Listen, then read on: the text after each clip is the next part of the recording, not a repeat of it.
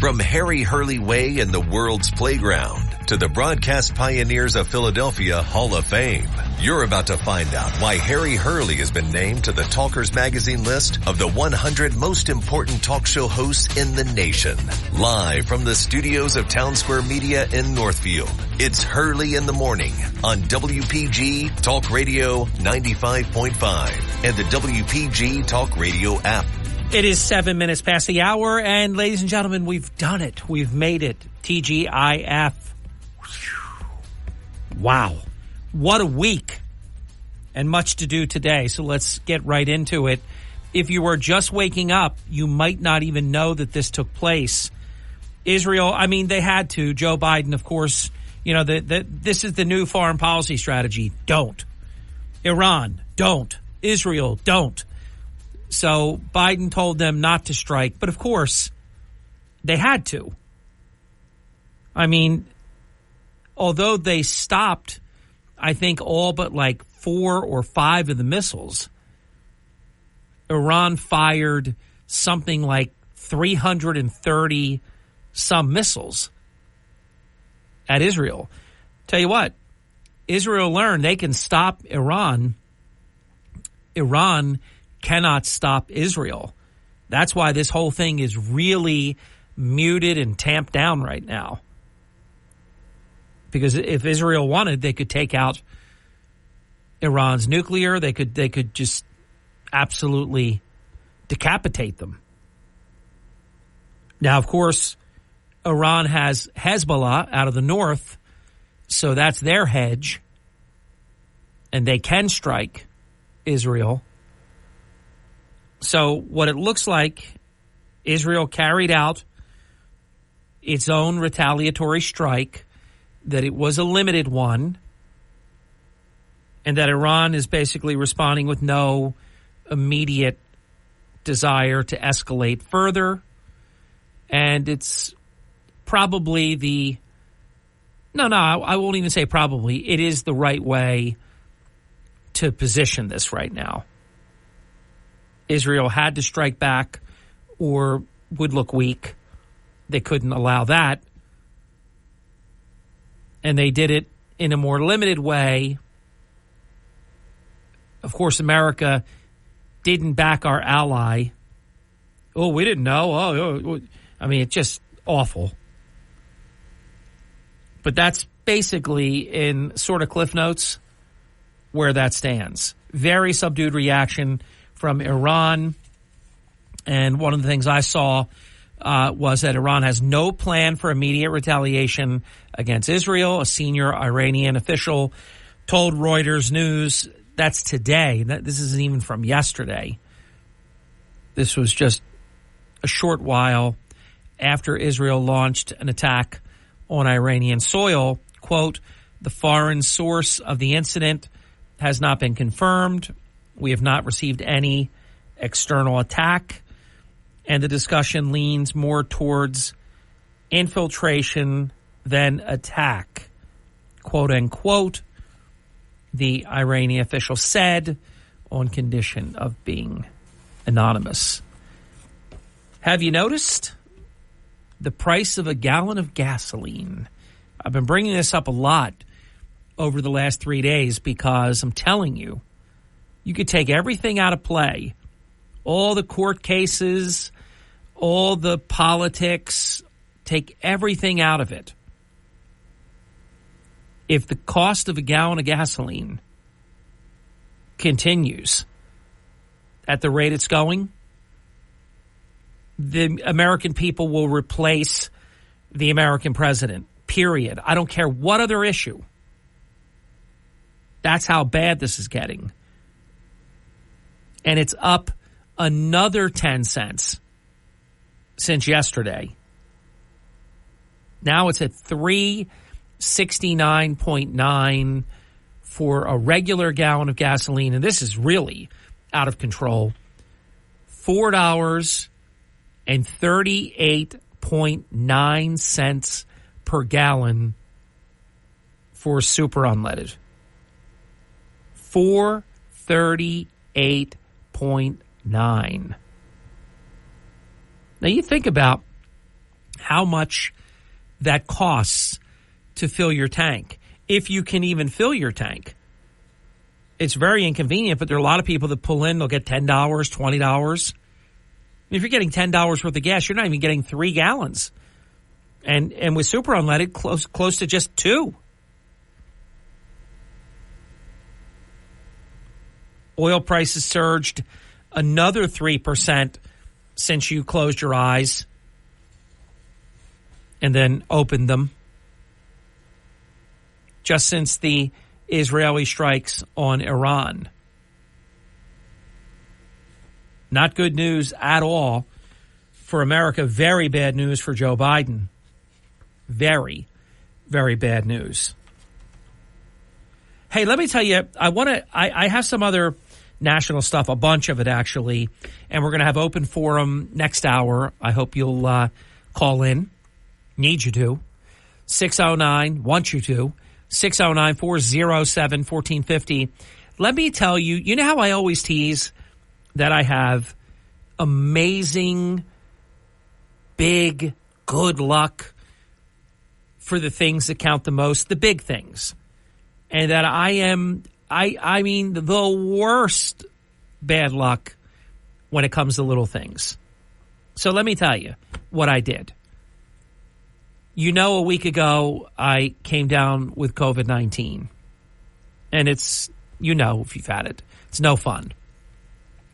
But I decided I'm really jonesing. You know what that means, right? Jonesing. I'm really in the mood for a certain treat. It's a food. It's not a sweet treat. It's a food. It's a rich, delicious, wonderful food. Now, I have to keep it generic because I don't want to inadvertently look like I'm criticizing the company that makes this incredible product. It's not cheap. It's pretty expensive, to be honest. And I buy these items 10 at a time. I absolutely love them. Love them. So going through yesterday, and I know yesterday's the day it's going to arrive, comes in the mail, shipped, and you order it on a certain day and you get it several days later. So while I was down with the COVID-19, I thought, you know what? I'm going to treat myself. I'm really in the mood for this. So I order it, and it's going to arrive yesterday, and it did. The communication of this company is amazing. They tell you when it's out for shipping. Then they tell you like a 2-hour window when it's going to arrive, and it was in the very first hour of the window. So I was so excited. I was starving because I just have a little bowl of cereal, and that's at like 3 o'clock in the morning, and this was 11 o'clock. So, you know, do the math. This is like 8 hours later. I'm starving because I'm not complaining, but just imagine if you wake up at 6, 7, or 8 o'clock and you have breakfast, you're hungry and eating lunch at noon. 4 hours later, maybe. This is 8 hours. I am famished. But I thought, no, I'm waiting for this to arrive. So it's worth the wait. It arrives. It arrives beautifully, packed beautifully. Everything looks perfect. See, it's frozen, though, so I can't tell until I cook it. I cook it perfectly because I know what I'm doing. Perfect temperature for the perfect amount of minutes. And I preheat the oven until it's at the correct degrees, so no mistakes. Set my alarm for the amount of minutes. I can't tell you how many because I'm going to start getting too close to telling you what the product is. Just think, hey, what, 28 minutes? So I'm cooking this and just starving. So now it's not 11 o'clock anymore because it's almost a half hour or so to cook it. Now it's 11:30, and it's finally done. I set an alarm. The alarm goes off. They look perfect. But something happened a few years ago, one time only. There was mold So if that never happened, I probably would have just dug in and away you go. But I always cut into the item now because I had that one experience. Now, it wasn't from frozen, though. It was one that was refrigerated. Never has it happened from flash frozen, but it did yesterday. So I thought, here we go. This is what I'm talking about. This is my luck. I waited about 5 days because you have to order on a certain day. You get them days later. So I'm starving, and my wonderful items, because I wanted 2 of them at a time on this occasion. Sometimes I only eat one. Had mold.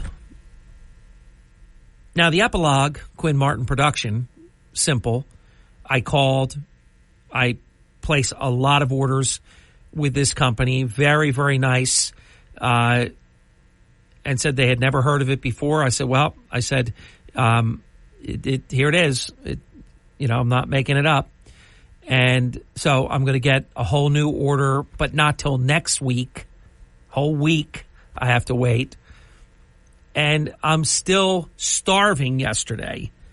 And now I'm scrambling because I have to throw that away. And I'm still starving. And now I have to scramble for lunch. If I cook, it's going to be more time.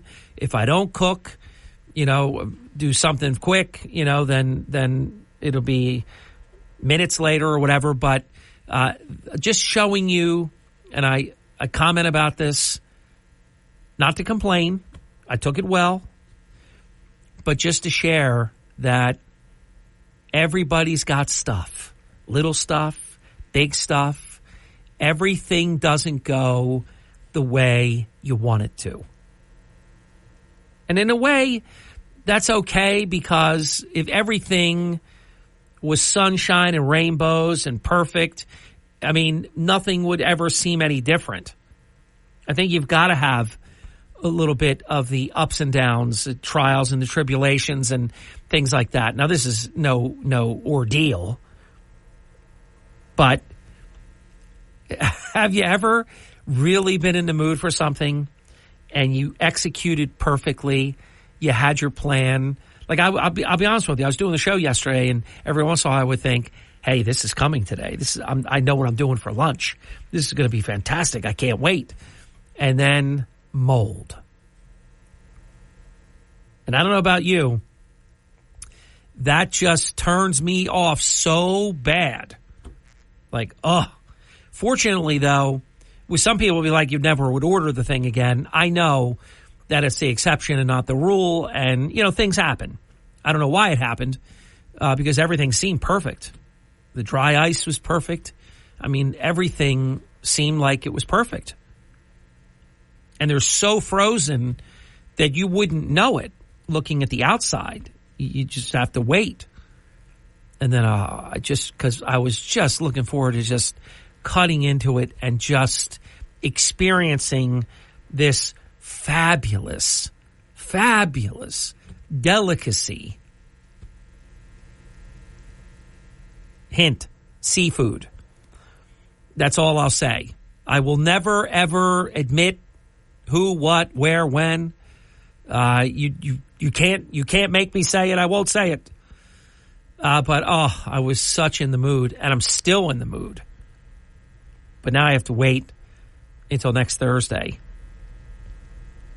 And then I'll do the same thing all over again. And I will cut into it again. Now because it's happened twice.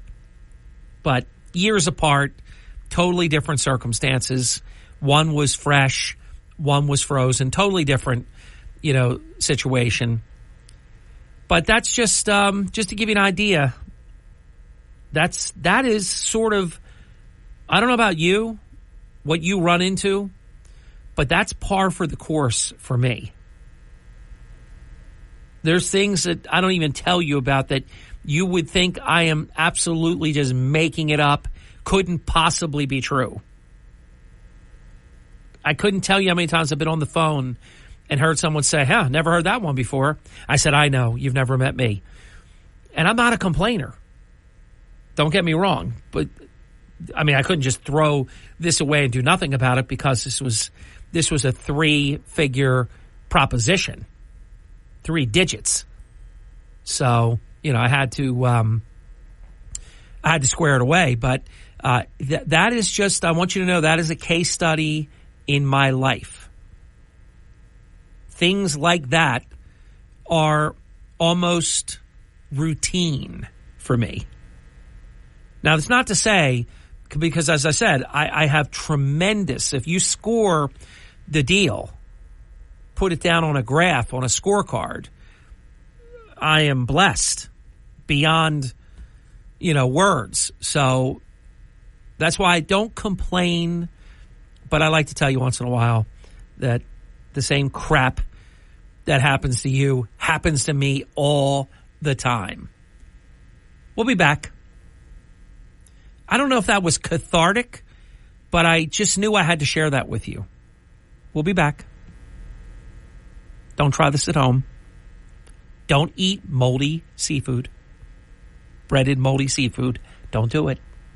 WPG Talk Radio 95.5 is proud to introduce our new weekend talk show lineup with more opinions and more opportunities to make your voice heard. Our new shows include Eat, Drink, Smoke with Tony Katz, The Weekend with Michael Brown, Intelligent Medicine with Dr. Ronald Hoffman, The Money Pit Home Improvement Show, Expanded Financial Advice from Dave Ramsey, Ben Ferguson, and more. WPG Talk Radio 95.5 is South Jersey's talk station all weekend long.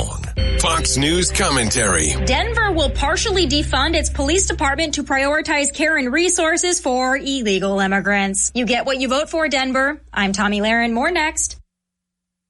Donald Trump Jr. here. Since January of 2021, the cost of living has increased by 17.9%. You can't get that money back, but you can stop your losses by diversifying into a gold IRA from my friends at Birch Gold Group. To learn more, get your free info kit on gold IRAs by texting the word SHELTER to 989898. That's SHELTER to the number 989898 to get your free info kit from Birch Gold now.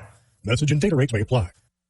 We've got 2 major problems in America, an illegal immigration influx and a crime crisis. The Democrat-controlled city of Denver has thumbed its nose at both of those with its new budget proposal. Get this, Denver will allocate $45 million in funding for programs dedicated to the illegal immigrant crisis, and this will come at the expense of the police budget. Yes, an $8 million budget cut to the police department budget to prioritize funding for people who have no right to be here. And the city of Denver only has about 1,000 migrants being cared for in its shelters.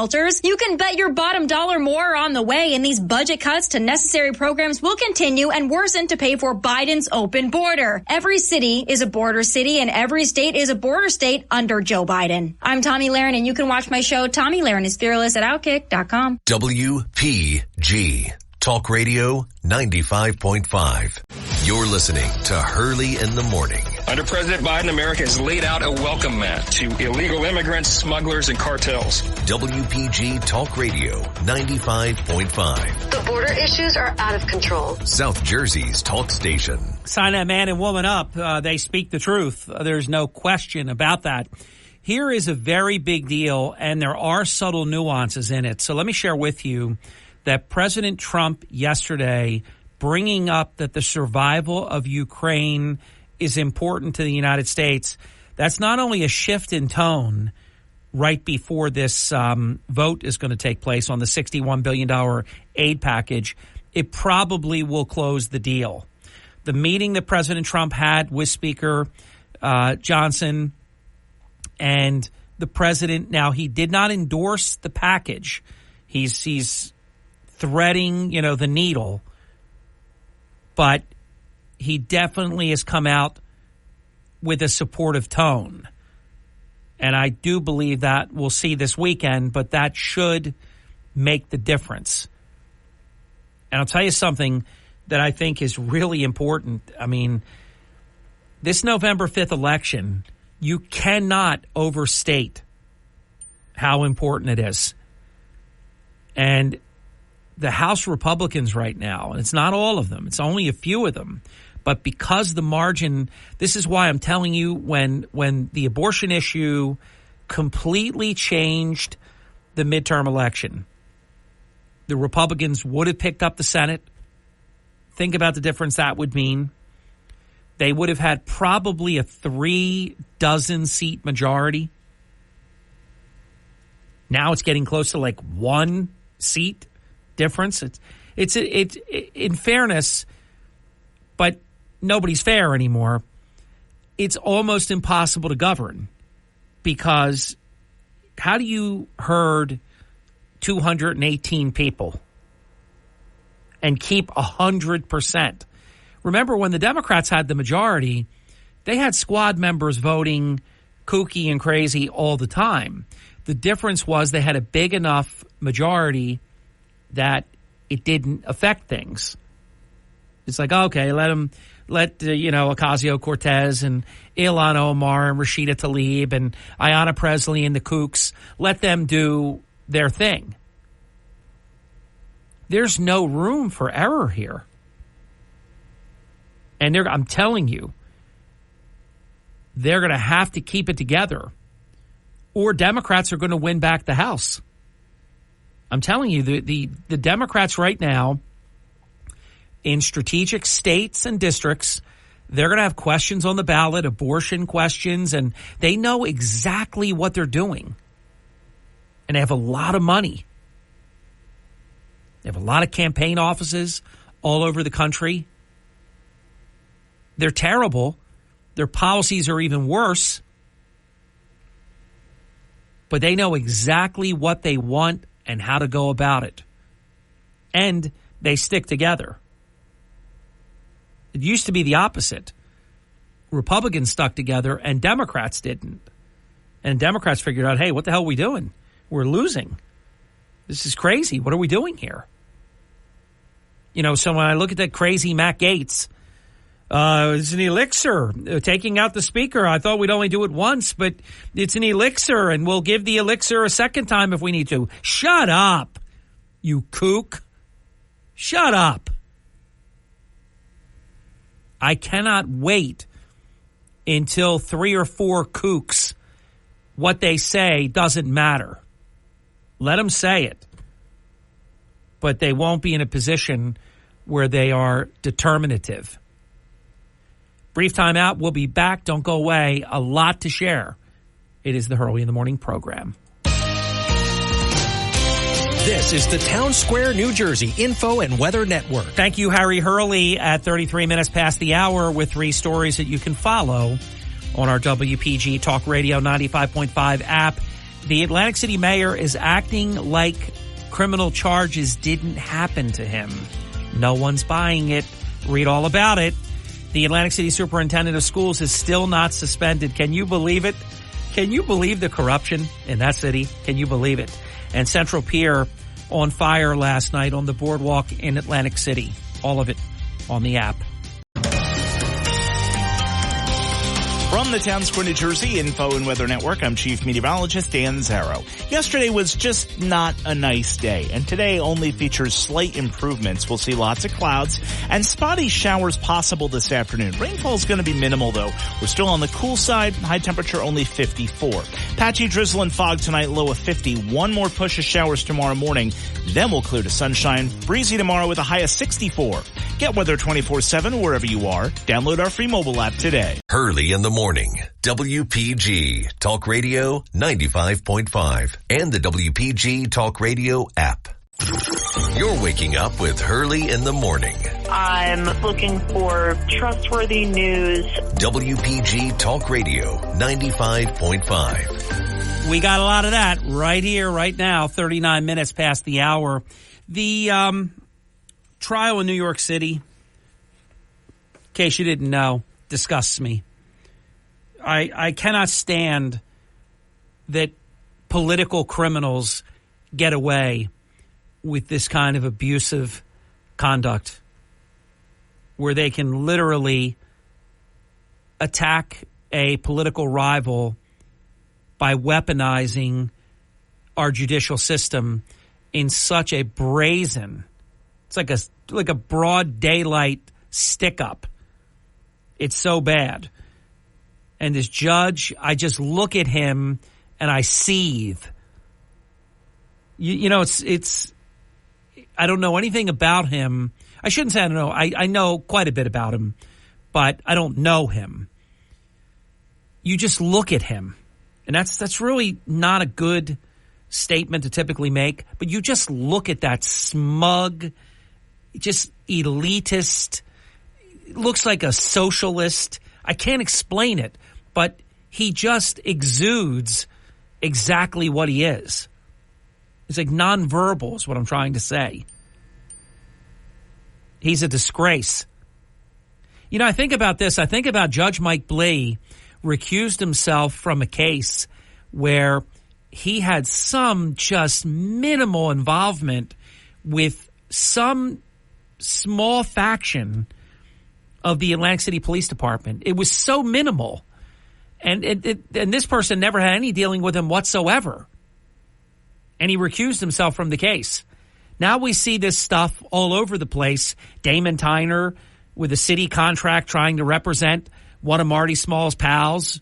How can I forget her name? LaToya Dunstan has run into at least twice these attorneys that have big city contracts that are always against her in these cases. Her election case and the, but then Judge Blee doesn't make these people recuse themselves. But to his credit, Judge Rosenberger did make, or I shouldn't say made, just showed Damon Tyner the way. And then Damon Tyner showed his way out of the courtroom. You know, and I just wonder what makes these people think that they can get away with this crap. And then I come to the sad conclusion, it's because they can. Damon Tyner went into Rosenberger's courtroom because he believed he could do just like what the other people were doing. Rosenberger just happens to have integrity and says, excuse me, you have a contract with the city of Atlantic City. Attorney, don't you have a conflict here? Or maybe asked him if he has a conflict. Do you have a conflict? Oh, yes, I do, Your Honor. Well, what the hell are you doing there then for? I'm telling you, I hate to say it, because I like Damon, but these people have to start being charged with bar ethics complaints and or criminal complaints if it's criminal. This stuff has to stop. All Marty Small's pals, get free attorneys or something? Was Tyner getting paid?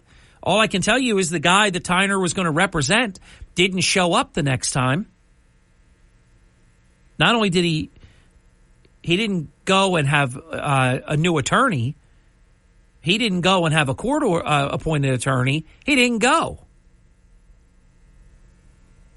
And then there was some kind of, I think, warrant or whatever. And, of course, city employee, one of Marty's employees. But this is what goes on. And I keep telling you, there's no difference. That's why we love to talk local and county and state, but we cannot ignore the national level, because what happens there permeates its way right here. I am telling you, there's no difference between Mershon, Biden, the whole deal with that kind of stuff, and then what we see happening. There was never a time, look, if you had a city contract for $150,000 a year, $250,000 a year, whatever these things are, some of them are even more. All of them are six figures, but some of them are even more, multiple six figures. You would never show up at a courtroom before a judge where you are representing the opponent of a sitting councilwoman in Atlantic City. That just would never, ever happen. No attorney would ever do it. But the fact that they're doing it now proves that something is really broken. And we need more Judge Rosenbergers. Like, get the hell out of here. What are you doing? He didn't say it like that, but that's my translation. What are you doing here? And I don't know why Blee didn't do it. But that's got to be the standard. Excuse me. You have a conflict of interest. What are you doing in my courtroom? You need to leave before I have to do something that you're not going to like.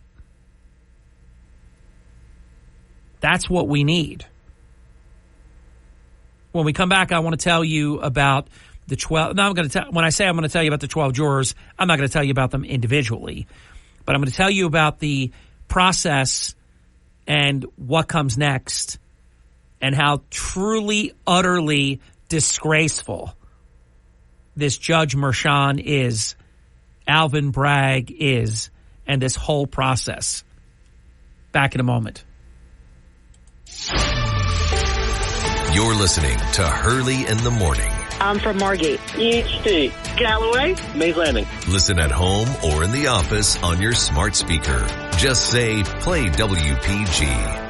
Starting your day the right way with Hurley in the Morning on South Jersey's talk station. WPG Talk Radio 95.5. People. Hurley in the Morning. They always have great conversation. WPG Talk Radio 95.5. All right, so Judge Merchan is so proud of himself. I mean, have you ever seen such a race to convict someone, as opposed to anyone in the Biden family, Hunter Biden in particular, how it is the slowest of slow motion. But with Trump, it is trans warp speed. Any chance I have to bring a Star Trek metaphor into the equation, I will. I will seek to do it. Even speaking Klingon when required. Yes. Yes, I am trilingual. English, Spanish, and Klingon. Judge Juan Merchan. You know what I might start to do?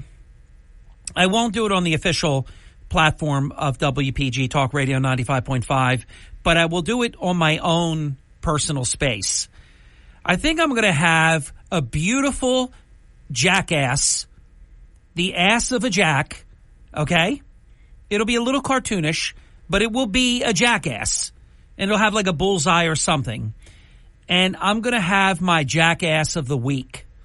Every week, like this week, probably the jackass of the week, maybe co-headliners, Marty and LaQuetta Small. Certainly nominated and in the running, really almost any week, Judge Juan Merchan. I find this guy to be a jackass. And I don't use that lightly, loosely. I reserve it for very special company. This guy is a disgrace. It is a disgrace to think that someone like this can have that amount of power and do what he's doing. Do you know there was one juror that was so incredibly biased that he was going to let this juror who had written things about Trump losing and how much this person loved that. Now, come on. You can't pick somebody like that. He was going to do it. And they only get 10 preemptory challenges. You got to reserve them for really special, occasions. So thank God this person also wrote that they thought that Trump should be in jail. And then Merchan said something like, I think that's a little too far. I'll excuse you. Okay? Now, I don't know. For example, there's at least out of the first 7, there's now 12.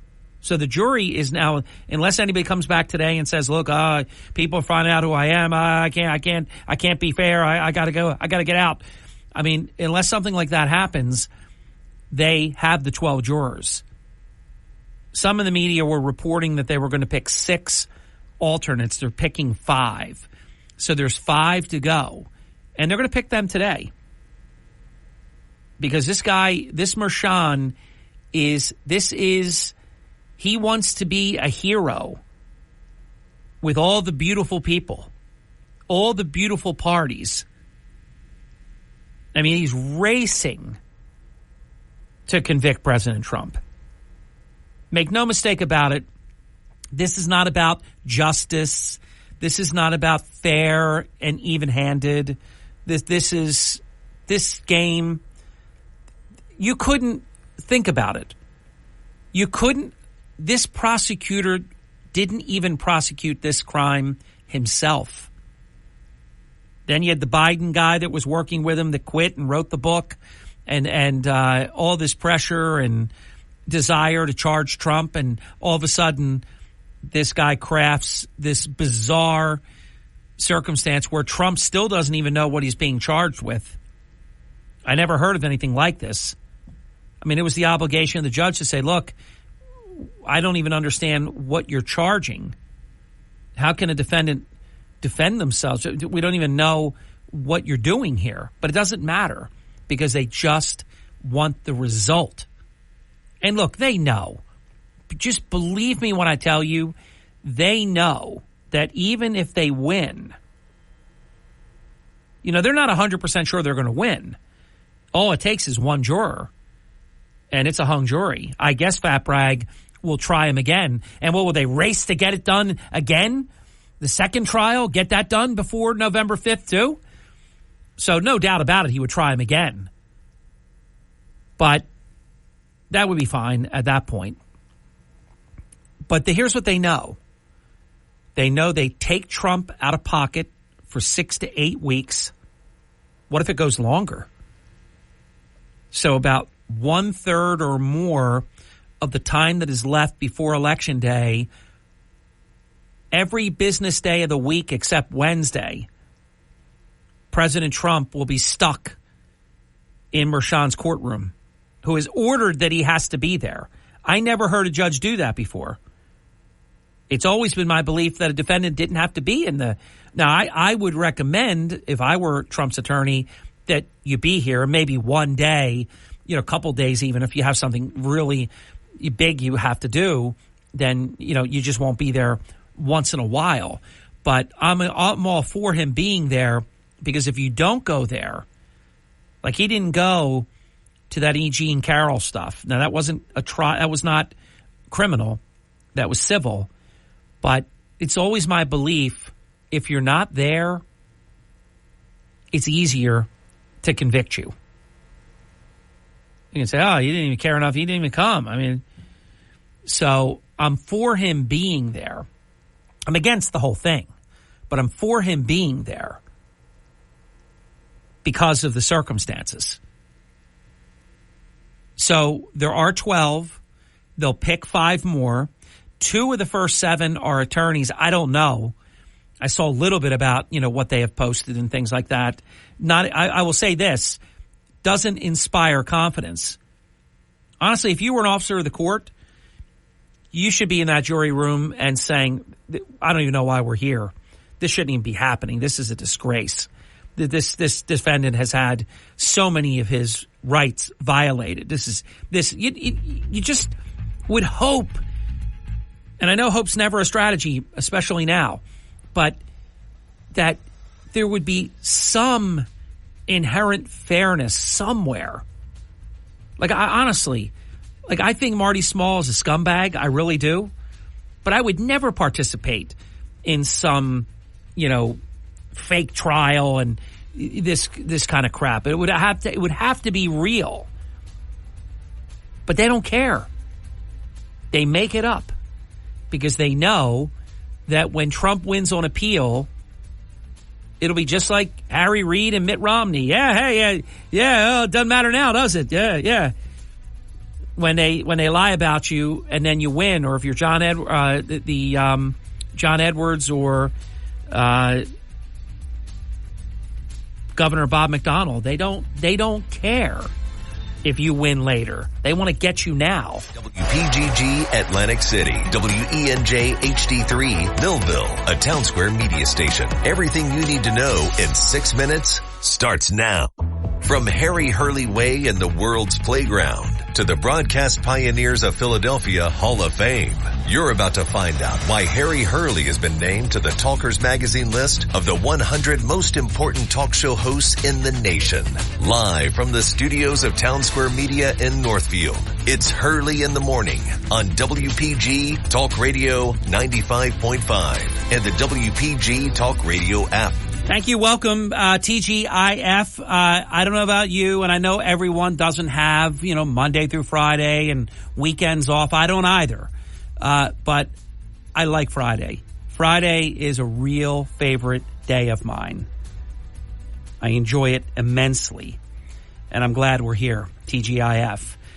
I was looking during the break at a bunch of things. There's a rule in New York called 30.30. There also is State versus Braswell 312 NC 553 of 1985, and clearly delineates the right to be present at your own trial if you're a defendant is a personal right which can be waived by the defendant in all cases except capital murder. And last time I looked, paying Stormy Daniels a settlement and having a non-disclosure agreement didn't constitute a murder, a capital murder. But somehow the exalted Juan Merchan has ordered President Trump to be present, and suggested he'll jail him if he's not present. I'd just love to know, how do they get away with creating their own law? I just read you the law. Rule 43 also, but that's federal. But see, Bragg and Merchan as well, they somehow have taken a federal case and allowed a local guy to do this. So even if you go to Rule 43, it deals with defendants and their right in non-capital cases to be there if they want, not be there if they want. My brother seems to feel, but I don't even think it's true, he seems to feel that you have to be present on the first day of a trial. I don't think so. He does. And that you have to be present on the last day. Again, I'm not sure. Maybe on the last day in case you are convicted and they want to take you immediately to jail. Because remember, in New York, even violent criminals, they let them go. Wouldn't this be amazing if they can pull off, run the table, that they have found 12 people who will convict Trump and the judge orders Trump to be locked up? I mean, think about the ramifications here. Secret Service. What, are the Secret Service going to live in jail? Oh, no, we can't allow you to be free pending your appeal. No, you have to go to jail. Yeah, I realize we let murderers in New York go free all the time on no cash bail or $5,000 cash bail. No, you have to give us every dollar you have, and then it's not enough. $500 million post bail. I mean, come on. When is this crap going to be enough? When is enough enough? And I'll tell you when. November 5th, 2024. That's when enough is going to be enough. Sad to say, not before then. I kept telling you, you're going to see things you've never seen before. Well, here it is. And there's still more that's yet to unfold because they realize they have a corpse that's running for president. They've got to disqualify Trump. That's all they've got. They're going to rain hell on him, the likes of which you've never witnessed in your lifetime ever be done to one person, ever. You know, Trump once in a while, and I don't like it, but I know why he does it. He compares himself to Jesus Christ or doesn't directly but it sort of comes up, and then it's like, hey, you said he's comparing himself to Jesus Christ. I mean, when have you ever witnessed one man be avalanched the way that they have done here? When? It's never, you can't. It's never happened in earthly terms. Welcome to Hurley in the Morning. You're on the air. Good morning, Harry. It's a great day in the city of Brigantine. Wonderful. You know, it wasn't that long ago that half the country compared Barack Hussein Obama to Jesus Christ. Oh, yeah. That was normal. That was just, they thought that was just right on, spot on, way to go. Absolutely. Hey, you were just reminding me of something, and my last comment reminded me of something that I meant to say yesterday and the day before that even. There are Biden aides, this is confirmed by a Democrat outlet, Politico. There are Biden aides that refer to Trump as Hitler pig. Did you know that? No, I did not, but now you do. Surprise me. No. Doesn't surprise. Now you do, and no, it doesn't. By the way, I'm very surprised that you're so pleasant this morning, given what's happened to you. I expected you to be very crabby, but that's all I'll say about that. Okay. So, would you concede, Harry, or would you agree that the reason Joe Biden is in the White House is because of the COVID lockdowns? Oh, well, okay. I want to say because of COVID-19, because I'll expand it beyond just the lockdown angle. He is only the president because of COVID-19, period. And that's from a wide range of things that spawn from that. The vote by mail and the way they changed a lot of things. So, yes, I readily admit it's provable, I believe, that if COVID-19 had not happened, President Trump would have sailed. That's almost why the Democrats didn't even, put up too much of a fight and just accepted Joe Biden as a nominee. They were expecting President Trump to win a second term. Yeah. Well, it was the lockdowns which brought about the vote by mail, correct? Yeah, I just went more general than just one aspect of it. Okay. So, because that did a lot of things. That changed the economy. That a third of all restaurants closed. A lot of other local businesses closed. Winners and losers were picked. Kids didn't go to school. People died. The voting methodologies were changed. I mean, there's so many things beyond just the lockdown. Okay, well, but I'm trying to make a point here, and I think you'll see when I get there. Okay. So, would you also agree that the American people would never go for this sort of thing again? I do. Although never, ever underestimate the ability of people to forget. I mean, because people have forgotten September 11th, 2001. I don't know that I totally agree with that one. We would be, if at any time soon, we would be unlikely to succumb to this type of government overreach. I don't know that it's permanent. Okay, so you're almost there with me, but now comes the punchline. So you can't lock down a country again because they're not going to go for it, but you can lock down the guy that they're going to vote for, and that's what they're doing to Donald Trump. He's being locked down. Oh, there's no doubt.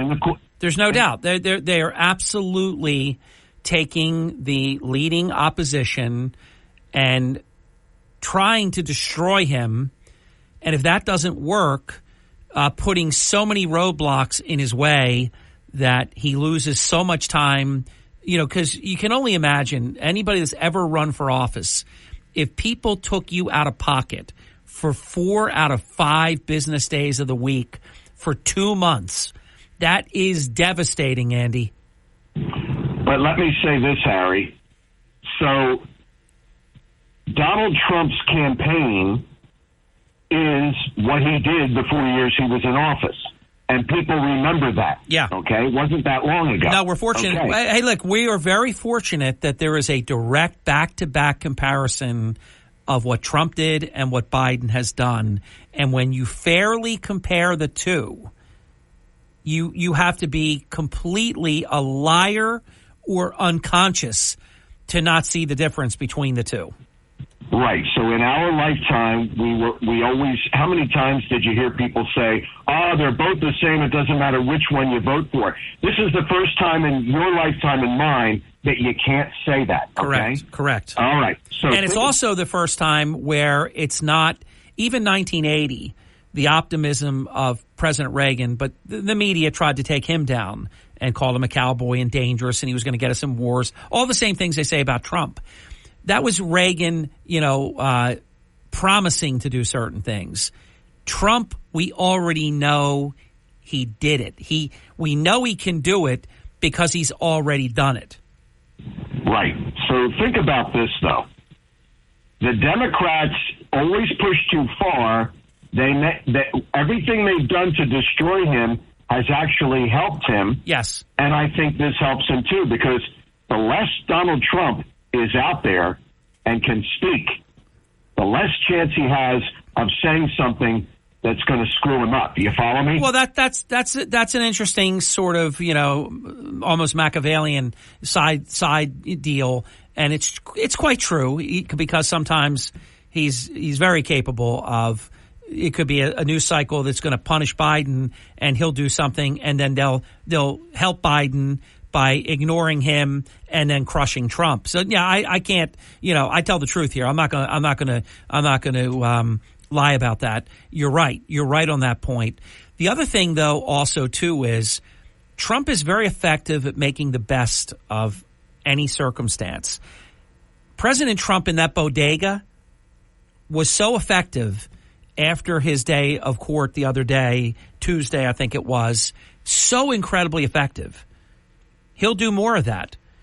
And so whatever they give him, he'll craft something that will work. And I am also in agreement with you that if this goes against Trump, I am very heartened that almost 80% of the American people see that this is unfair, that he cannot get a fair trial, that this is political, this should not even be happening. They don't agree with it. I mean, that this is already all factored in. It now doesn't matter. And if he is found guilty, I think his poll numbers will go up again. This will test this lying Democrat theory that, it's only been, that they never expected it to go as it's gone so far. So now all they can say is, however, and we have the polling data to prove it, if he's convicted, then he loses half of his support, and all the stuff that they say about that. I look forward to testing that. Harry, we're seeing what's happening with this trial, how they're rushing it, how they're picking people who have no business being on this jury, and it has no business being in New York in the first place. So if the American people already agree that what they're doing to Trump is wrong, that the charges are bogus, and you add on to that the fact that you have biased jurors in a biased district in New York City, why would it matter if he gets convicted? And to your point, and I was going to mention this, so you're taking Trump off the campaign trail by locking him down in the courtroom, COVID style.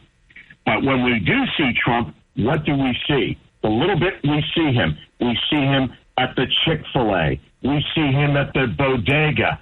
Those are more powerful than any campaign rally speech that he gives, because you can compare and contrast that to when Biden showed up at the Wawa yesterday, and no one screamed out, "Oh my God!" Like nobody was thrilled. Nobody was chanting 4 more years. I can tell you that.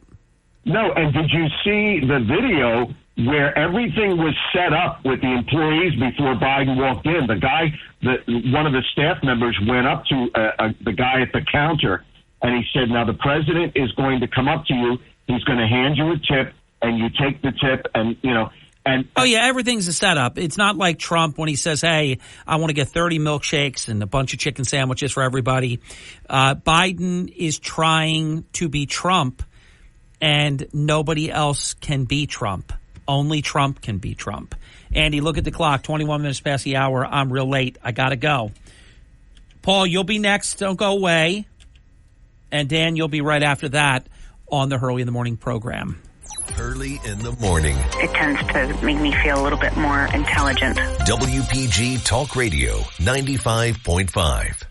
Waking up on the right side.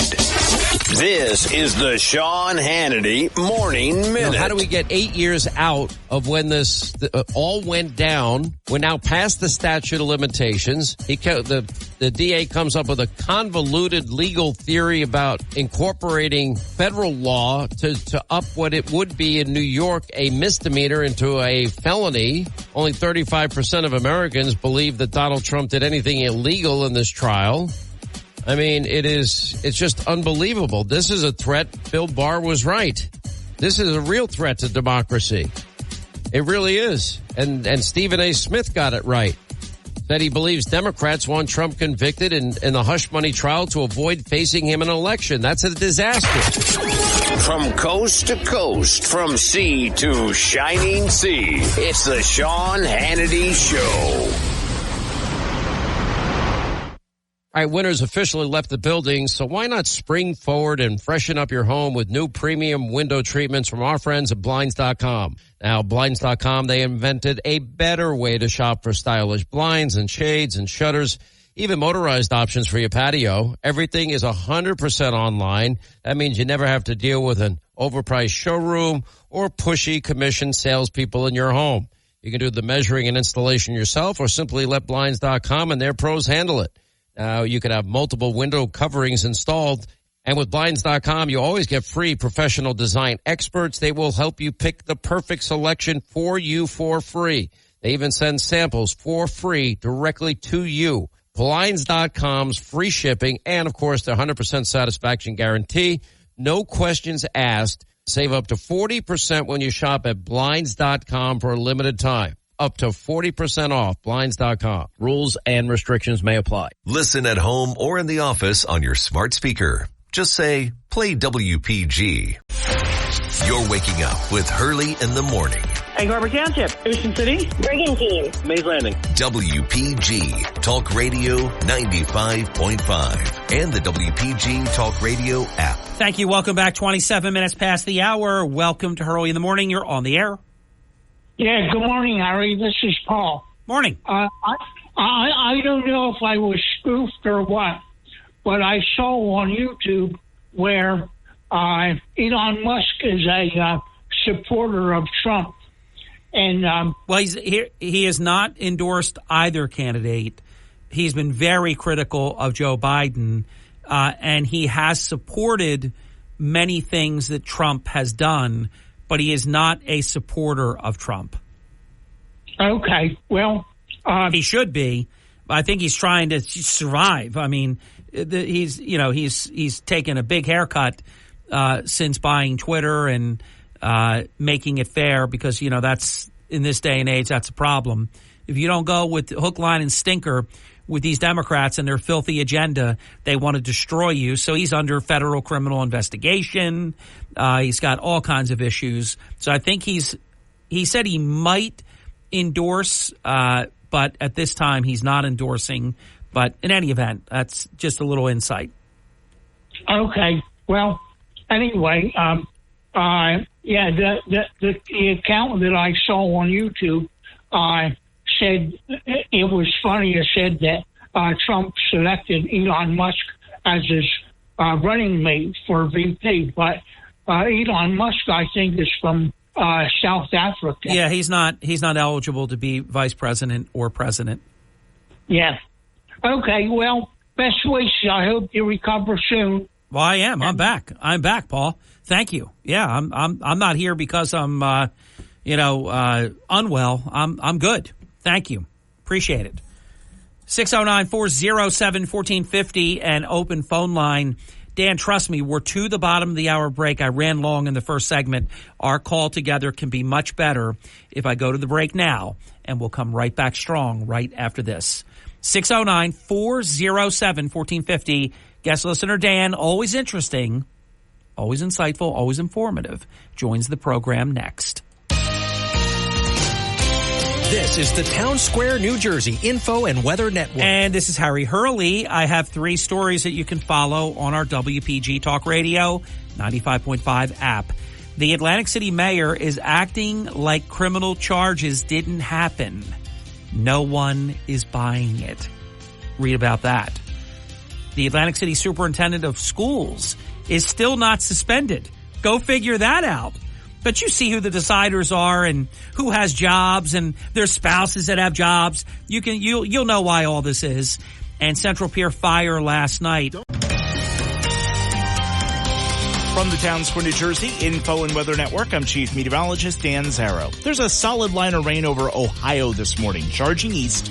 By the time it reaches us, it's going to fall apart a lot. But we still have 24 hours of gloomy weather to go before skies really clear out tomorrow. Lots of clouds today, spotty showers possible this afternoon, high of only 54. Patchy drizzle and fog tonight, low of 50.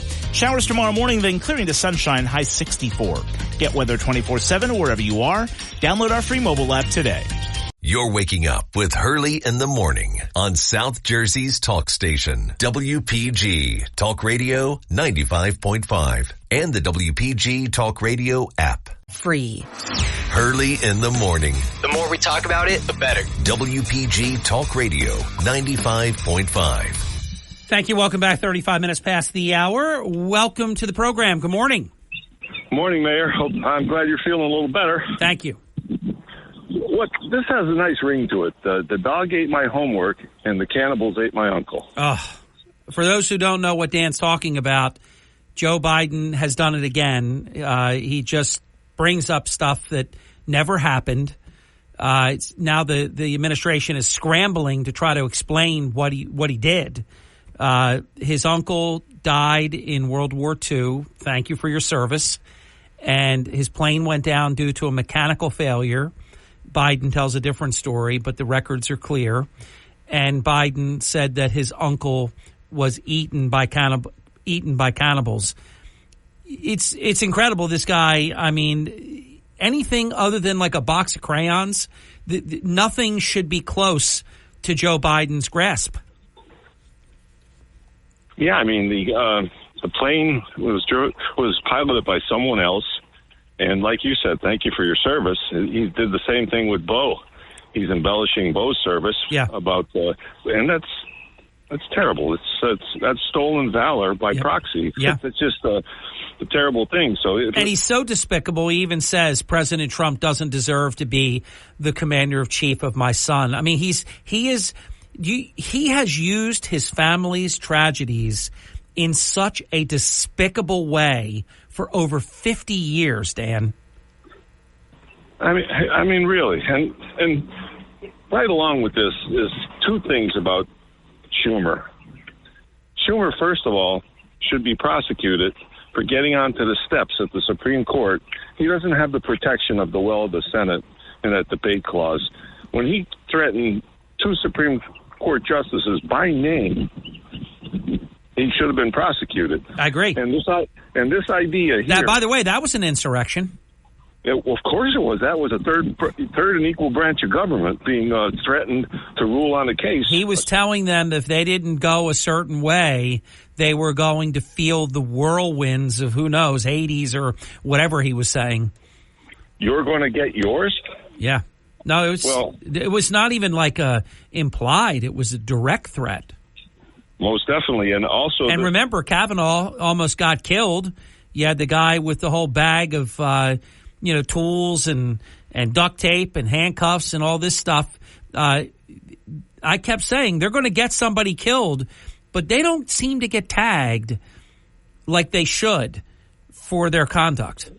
That's the Maxine Waters and Pelosi thing, if they're in a restaurant, you get in their face. You don't let them have peace. They get away with the most incredible, violent behavior, don't they? Yeah, and let's rule constitutionally, because you and I don't have this right. And guess what? Schumer doesn't have this right. He says the 2 articles that were presented were unconstitutional. But that's not your job. You're a senator. You're there to write laws. His job was to receive the articles of impeachment and have a trial. And by the way, if the evidence during the trial would bring to the conclusion that you feel that these were unjust or unconstitutional or whatever, then you have your say as one of 100.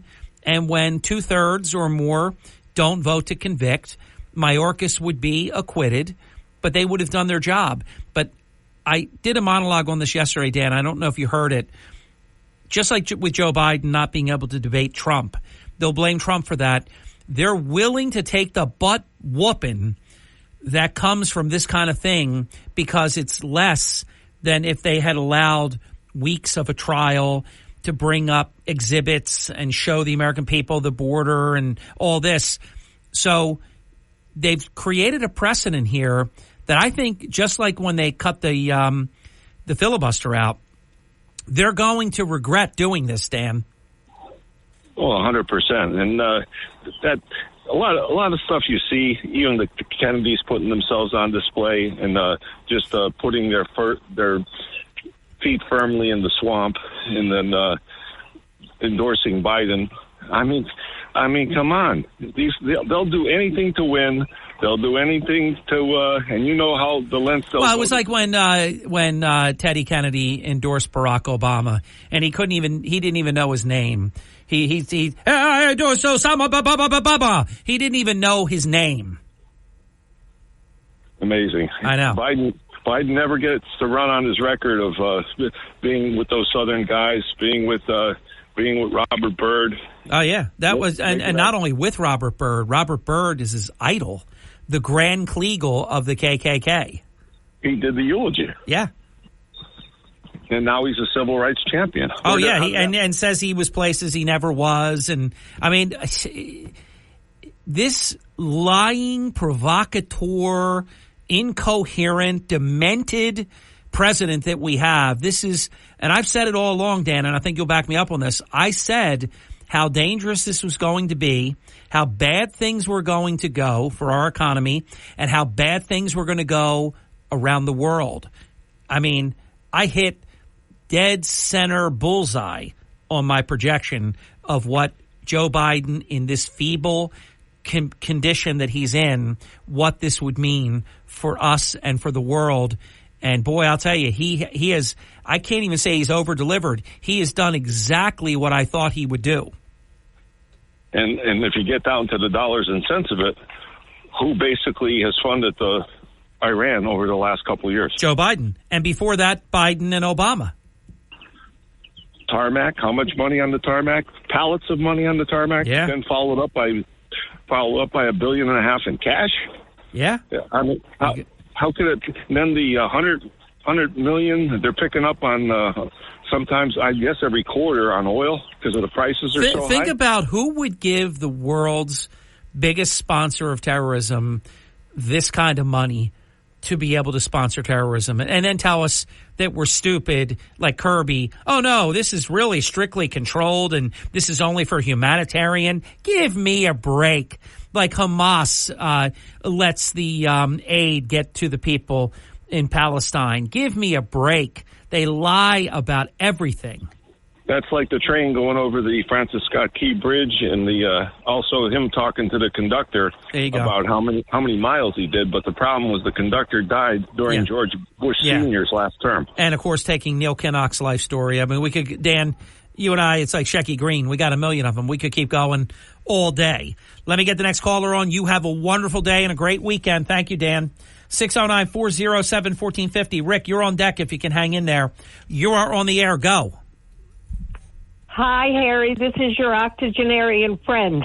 Good morning. Listen, in spite of all that I have just heard, and I agree with it, with the terrible things that are going on and being said, there is an issue that has to be that those people, Democratic dogs, are allowing our president to, expostulate to us, is that there is somebody that should be responsible for elder care abuse and allowing him to say what he is saying. Well, I agree with you. I'm ashamed of his wife. I'm ashamed of his entire family. That they have allowed this is true, and then allow him to run again. This is disgraceful, what has gone on. And yes, It sounds cruel to say it, but it is. It's elder abuse. It really is. Yes, and I think it's reprehensible, and I don't understand why there isn't something we can do about it. Now, how many years you're older than Joe Biden, correct? I'm 7 years. You're 7 years older than Joe Biden, which is why I say all the time, chronological and biological age. It's not the number. It's the particular circumstance. You are sharp as can be. He is not. And it's not because he's 82. It's because I think it's actually a lot of things. It's probably heredity, but it's also he had those very serious, he almost died of the brain aneurysms. And anybody that's ever done reading, you are very susceptible for having mental acuity issues later in life. He came back strong. He was always wrong, but he came back strong after the aneurysms. But he is in really bad shape right now, and it's disgraceful that our media, for the most part, not Fox News and not a handful of others, but that they pretend like this is okay. It's not. No, it is not, and I think it's reprehensible that something isn't done about it. Allowing that man to present himself the way he does. By the way, is your next birthday going to be 90? No. I was under the assumption that he was 80. I'm 88. Okay. Well, in a couple of years, you won't be my octogenarian friend. You're going to be 90. If God is good to me, long. You got a lot of miles left. You're going to be around for a long time. Well, I think that is one of the things, being an elderly person, that should be addressed someplace along the line with those people who are putting him up there like a puppet. Well, I do believe when people vote, now people will vote early, and that's what the Democrats want. They want votes to happen that really aren't thoughtful votes. They just want you to vote for them and forget about your lying eyes and ears. But I think a lot of people that will go to vote will say, come on, I can't vote for this guy. This guy, he's not with it now. He can't be president for 4 more years. This is impossible. Right, it is.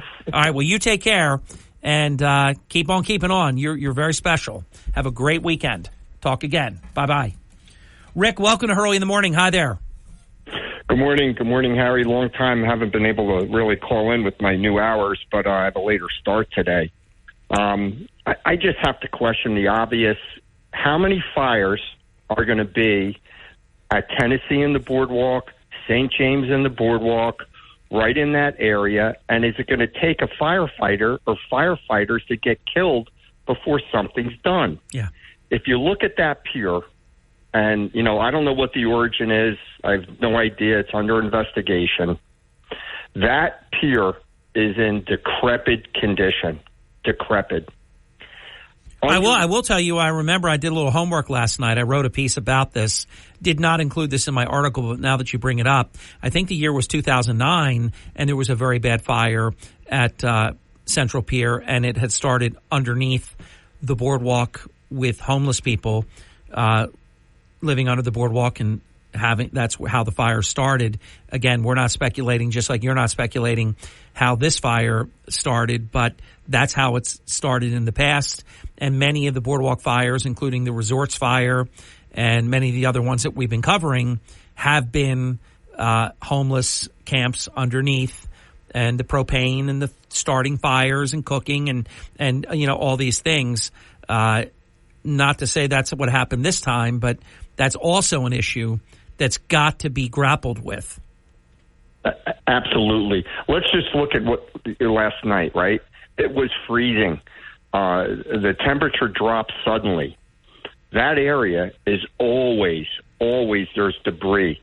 The lot at the end of Tennessee and the Boardwalk, the private lot that the same owner, I believe, owns, there's always fences, boards, construction debris, things that are there that easily someone can use to make a fire. Right at St. James in the Boardwalk, if you remember the fire that was there that took out critical infrastructure, Kathy Burke from the Irish Pub helped the city and used her own money to rebuild it where the monument is. Then right on the storefront that the same owner owns, several 50, 75 feet away, the store caught on fire. That was textiles that erupted with a T-shirt making machine, and that one I believe. But if you want to explore homeless and them trespassing underneath the pier and doing what they are doing, it's extremely expensive to fortify and to seal off. But if there's a will, if the property owners have a will to put some kind of heat to move people along, they move people along. But that's a very strange thing to protect. Every pier up and down the boardwalk has had issues with homeless encampments, homeless nesting, tons and tons of trash. There was a period of time when Special Improvement District was crawling under there, and we would remove truckloads of debris because of the concealment that they're afforded. So if the concealment isn't taken away where they can have privacy, they need to be fortified in some way. And then because of the utility connections, there's so many ways you could pass through from the street end and get underneath the pier. So by the way, let me give you an example of how significant yesterday was. I'm not aware of a damage estimate or anything like that, but I can tell you this, and this I did confirm in my article in real time while it was still on fire. And those just joining us, it's Rick Santoro, Hurley in the Morning. We're talking about the fire at Central Pier yesterday. They did what's called recall, and you know, with your background, you know what that means. But for our listeners to understand, recall means every single person who left for the day, every person who's off, every person that can come in now. I mean, that was all hands on deck, and I could not agree with you more, Rick Santoro.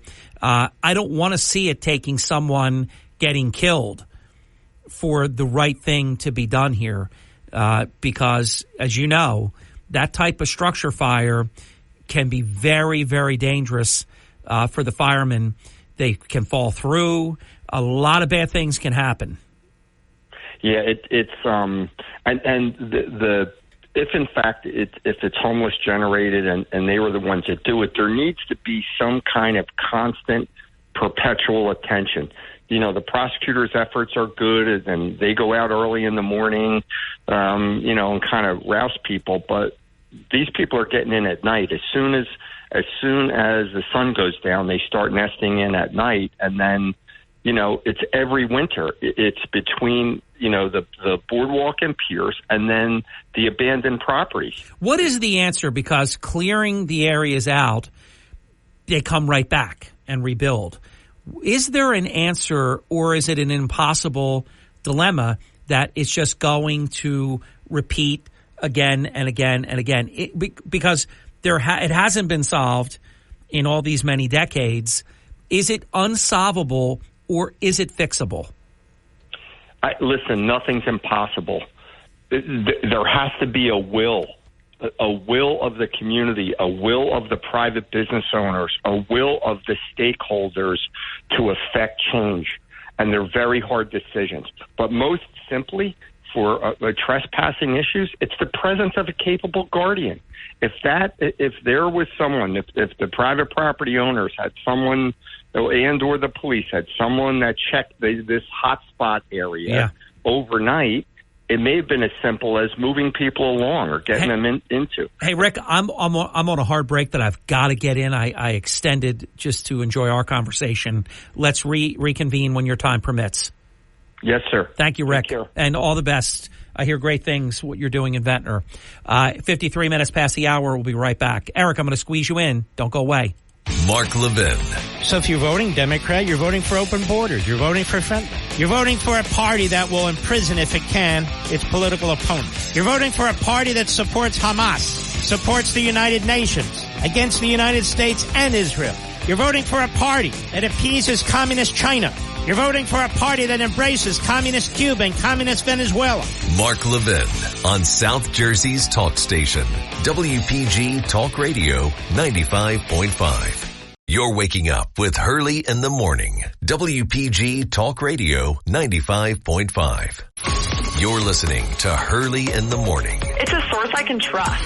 WPG Talk Radio 95.5. I promised, Eric. Here you are. Hey, how you doing, brother? Good. Glad you're feeling better. I don't know how much time we got. We got a minute. Listen, okay. I was working at the Edis Arena the other morning, and we had a coffee break with my brother Teamsters. It was 10 in the morning. So we went out on the side of the Hard Rock Casino, and this young couple was shooting up drugs over at Resorts in one of the doorways. And my call here to you is today, the best way to clean up that city is get rid of this needle exchange program. You got to get rid of these needles. I'm watching this dude. He's got his arm tied up. He's shooting up into his hand. And I was telling my Teamster brothers, I said, well, what the hell's going on over here, man? And do me a favor, Eric, be listening if you can. I know you have to work too, but be listening if you can. Councilman Tibbet will be here in 5 minutes. He has been a champion on this issue of the needle exchange. And we will address this on the other side of the break as well. They got to get rid of this, Harry. They got to get rid of these needles. You get rid of the needles, you get rid of the darts. Eric, stay tuned, and always good to talk to you, and I thank you for your participation today. It's halftime. It is Hurley in the Morning on WPG Talk Radio 95.5. Atlantic City Councilman George Tibbet, the rest of the way, not 1 hour, but 2 hours together. There's that much to talk about. WPGG Atlantic City, WENJ HD3 Millville, a Town Square media station. Everything you need to know in 6 minutes starts now. From Harry Hurley Way in the world's playground to the Broadcast Pioneers of Philadelphia Hall of Fame, you're about to find out why Harry Hurley has been named to the Talkers Magazine list of the 100 most important talk show hosts in the nation. Live from the studios of Town Square Media in Northfield, it's Hurley in the Morning on WPG Talk Radio 95.5 and the WPG Talk Radio app. Thank you. Welcome back. It's 7 minutes past the hour. TGIF one and all. And this will be added to the article that we filed last night, but let me share it first on the Hurley in the Morning program. Learned and confirmed, and we're very sad to report this, but there was one person who died in the fire. Identity of the person is not named. It's not a fireman or any employee, not a police officer, not a fireman. Nothing like that, but one person did perish in the fire at Central Pier last night, and we'll continue to update you on that. I promised that we were going to go to the needle exchange in honor of Eric's call at the end of the hour. Let me put that on hold for just a second to welcome Councilman George Tibbet to the program. And Councilman Tibbet, as you always are, you're everywhere. You were on the scene of the fire last night. Yeah, in a bad way, I was very fortunate to be there to see our firefighters start to finish, to see the hustle, to see those trucks pull up, watch everybody jump out, and to be in sync. Everybody knowing what to do and get on that fire. That fire could have been a whole lot worse. That was a recall. If it wasn't for how quick the initial firemen got there, and then watching the recalls come in and fit right into that plan that our chiefs had. Definitely, I saw quite a few of our deputy chiefs up there working, and Chief Evans. How bad was the fire? Would you describe? From what you could see, because it started underneath the boardwalk, and it shot up the wall up on Schiff's Pier there, and it was devastating. And then we heard this morning about the person that died that was living under the boardwalk. Appeared that he couldn't get out fast enough from where they were burrowed in because it was cold. It's cold again. So you would not be surprised if the origin of this fire is due to homeless underneath? I would not be surprised at all. This would be our third or fourth one, right? Yeah. Ocean was wake up. Resorts. We have to wake up and understand that this homeless problem, not homeless, this drug addiction problem, this mental illness problem that we have going on where people are shipping people in. Look how bad that fire was at Ocean. We're not talking little trash can fires. No. You see the fire at Resorts. We still have the scars of the fire at Resorts where the facades, they're still working on that. And now poor Abe and Bob Schiff. I seen that. I was with them last night. I called them. And I waited for them, and I stayed with them. They're good, very good people, very good community people, and they don't want for nothing, obviously, but you saw the drain in their face. These are guys that they were running hotels at 15 years old, owned the leases to the hotels, and were running them, the two brothers, and worked every day of their life and continue to work. And to see them and to see the disgust and the hurt in their face of no matter how much they try, we're going backwards right now with this thing that's plaguing the whole country. But, like I always say, Harry, we're 48 blocks surrounded by 3 sides, almost 4 sides of water. I really believe it's easy to fix if you say you have the stomach to do it. Exactly. You have to be committed to fixing the problems. I'll share a quote that comes from a very significant leader in our community who I will protect. This was following my discussion with Rick Santoro at the end of the 7 o'clock hour. And this individual, this leader wrote, "There is no focus on anything. That's why nothing is improving." And now you have a mayor that is completely criminally charged and challenged. He's been a disaster as mayor. His priorities have been absolutely abominable, and now he's weaker than ever. I don't know how he will be able to continue, and I don't believe the citizens of Atlantic City will want him to continue after the end of this term, and I don't think would want him to continue even now if they had their say. This commitment is unfortunately not there right now, Councilman. No, it's not, and trust me, the mayor hasn't skipped a beat. He's this whatever's going on hasn't slowed him down. He's still chasing washed up movie stars and rappers and looking for that donation for the 501c, wink wink, stuff like that. By who's going to contribute to him anymore? It's insane. And the marijuana, that's all they care about.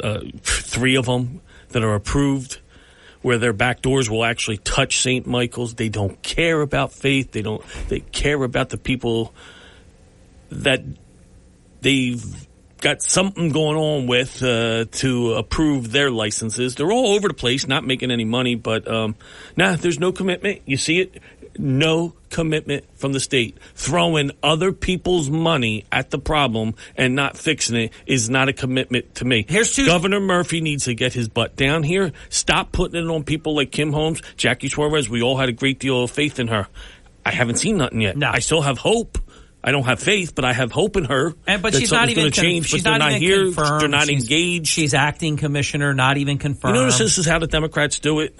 They don't, and I'm a Democrat. Recovering Democrat, and how we say recovering Democrat. Yes. But can't give up. You got to hope that we can fix it. But the Democrats, they don't confirm you because they own you.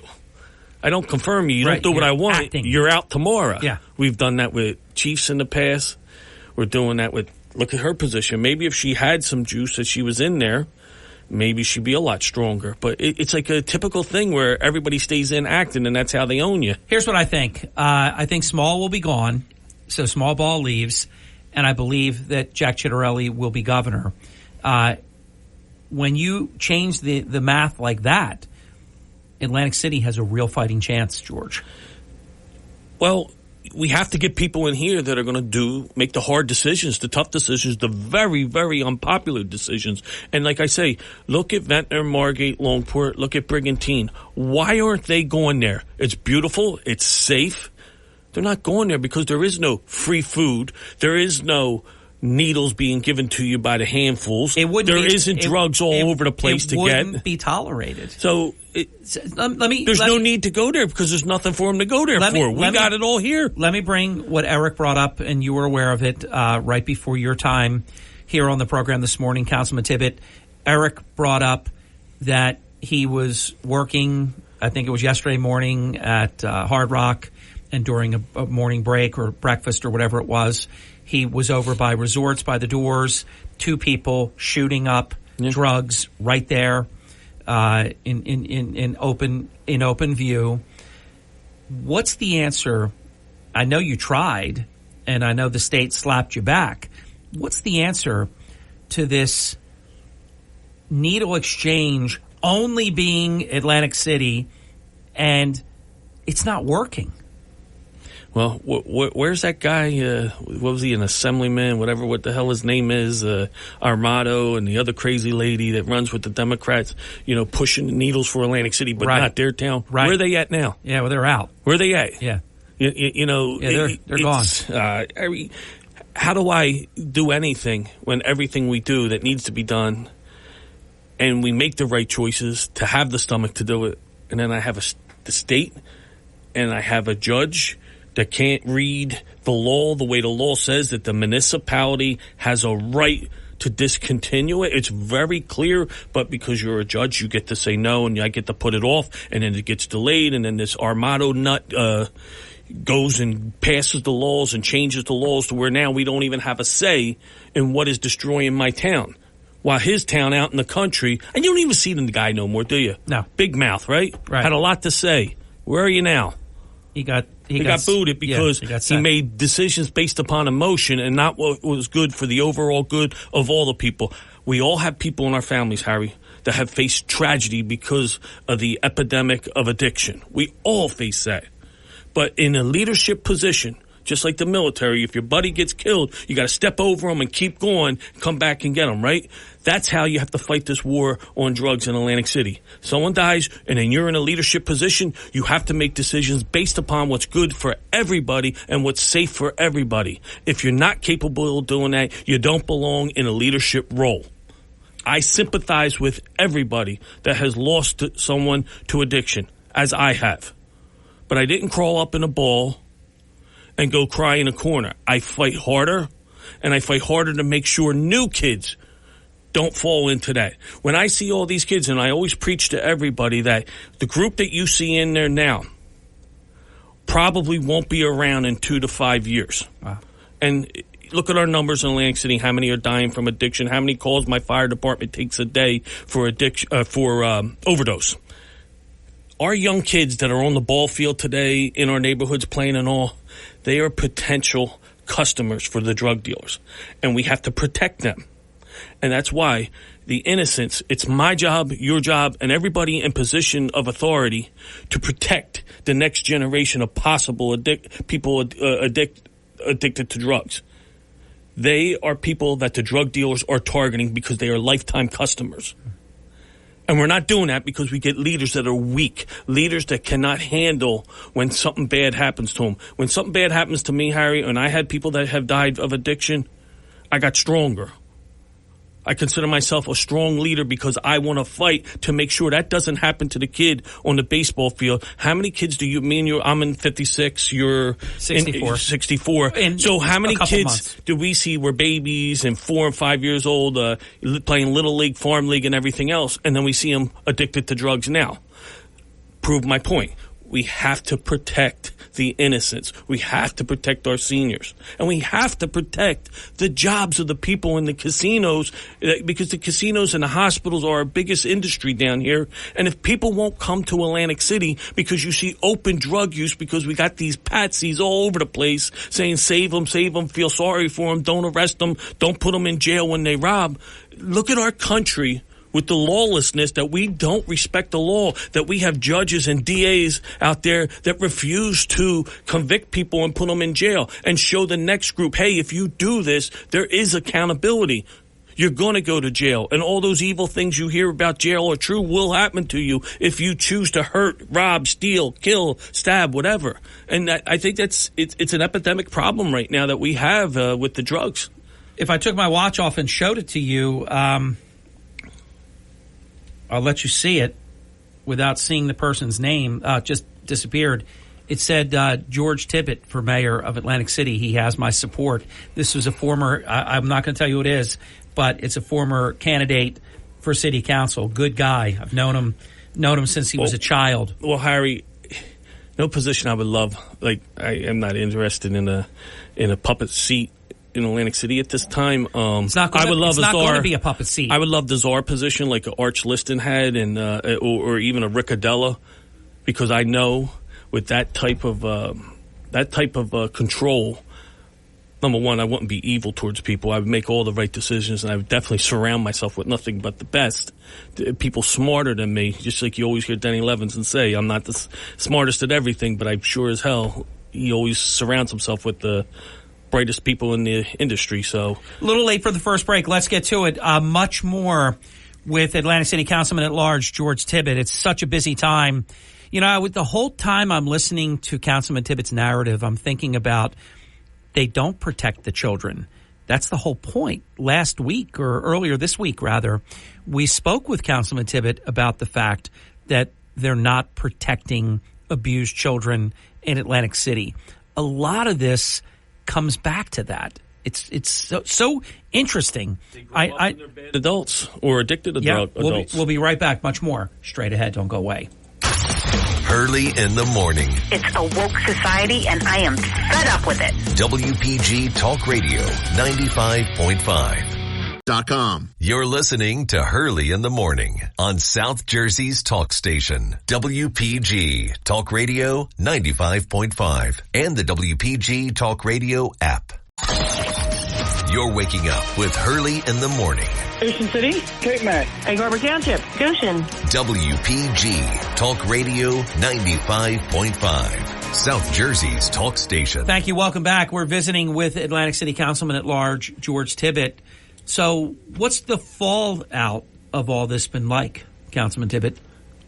Both Smalls criminally charged, the principal of the flagship school within the district, the Atlantic City High School, criminally charged, suspended. I have to say, and it's not that I wish this on anyone, but it's just having experience, having been a Board of Education member, it is disgraceful, disgusting, reprehensible. How many more descriptions can I give that Laquetta Small has not yet been suspended? How in the world it's not like if you wanted to say, hey, it was a shoplifting charge, she took perfume or a pair of socks. I'm not suggesting she did, but these are child abuse charges. Well, Harry, I could tell you this much. It's been excellent entertainment value. I'm sure people have gotten all the clicks and all the stuff they want to go along with it, but foot to the ground, boots on the streets, it's just been good entertainment value. And people, everybody I talk to thinks he's going nowhere. I mean, no disrespect to anybody in law enforcement, but they just believe that the state and Murphy's going to cover it up. I mean, listen to me. The people believe that the state and Murphy are going to cover it up and keep him in there and do what he wants, and that nothing's going to happen. Well, that's a terrible way to feel, isn't it? Yes, but I want nobody thinks anything's going to happen. Let me push, so it's old now. All right, that's funny. It's old in 2 days. Yeah. Let me push back on that. The state and Murphy will cover up. First of all, I know Governor Murphy personally. He wouldn't cover something like this up. Secondly, what do you do about Cayenne Frazier? I know that's tough to respond to. I don't have a good answer for that, but let me tell you where I think this is now, because I don't think that Governor Murphy supports the Atlantic City mayor like he once did. Things are a little different now. Tammy Murphy got incredibly mistreated in Atlantic City. So it takes your wife getting mistreated to do the right thing? No. I'm just putting that out there because you can't ignore politics within the framework of this.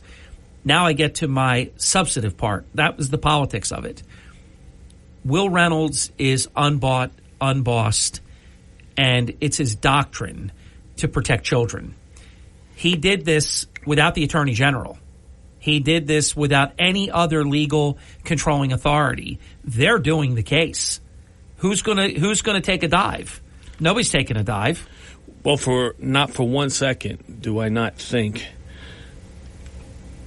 that they're not qualified out there. I think they're extremely qualified. I know the passion's there, and I did not grow up Will. I don't know him outside of the last couple of years, outside of seeing him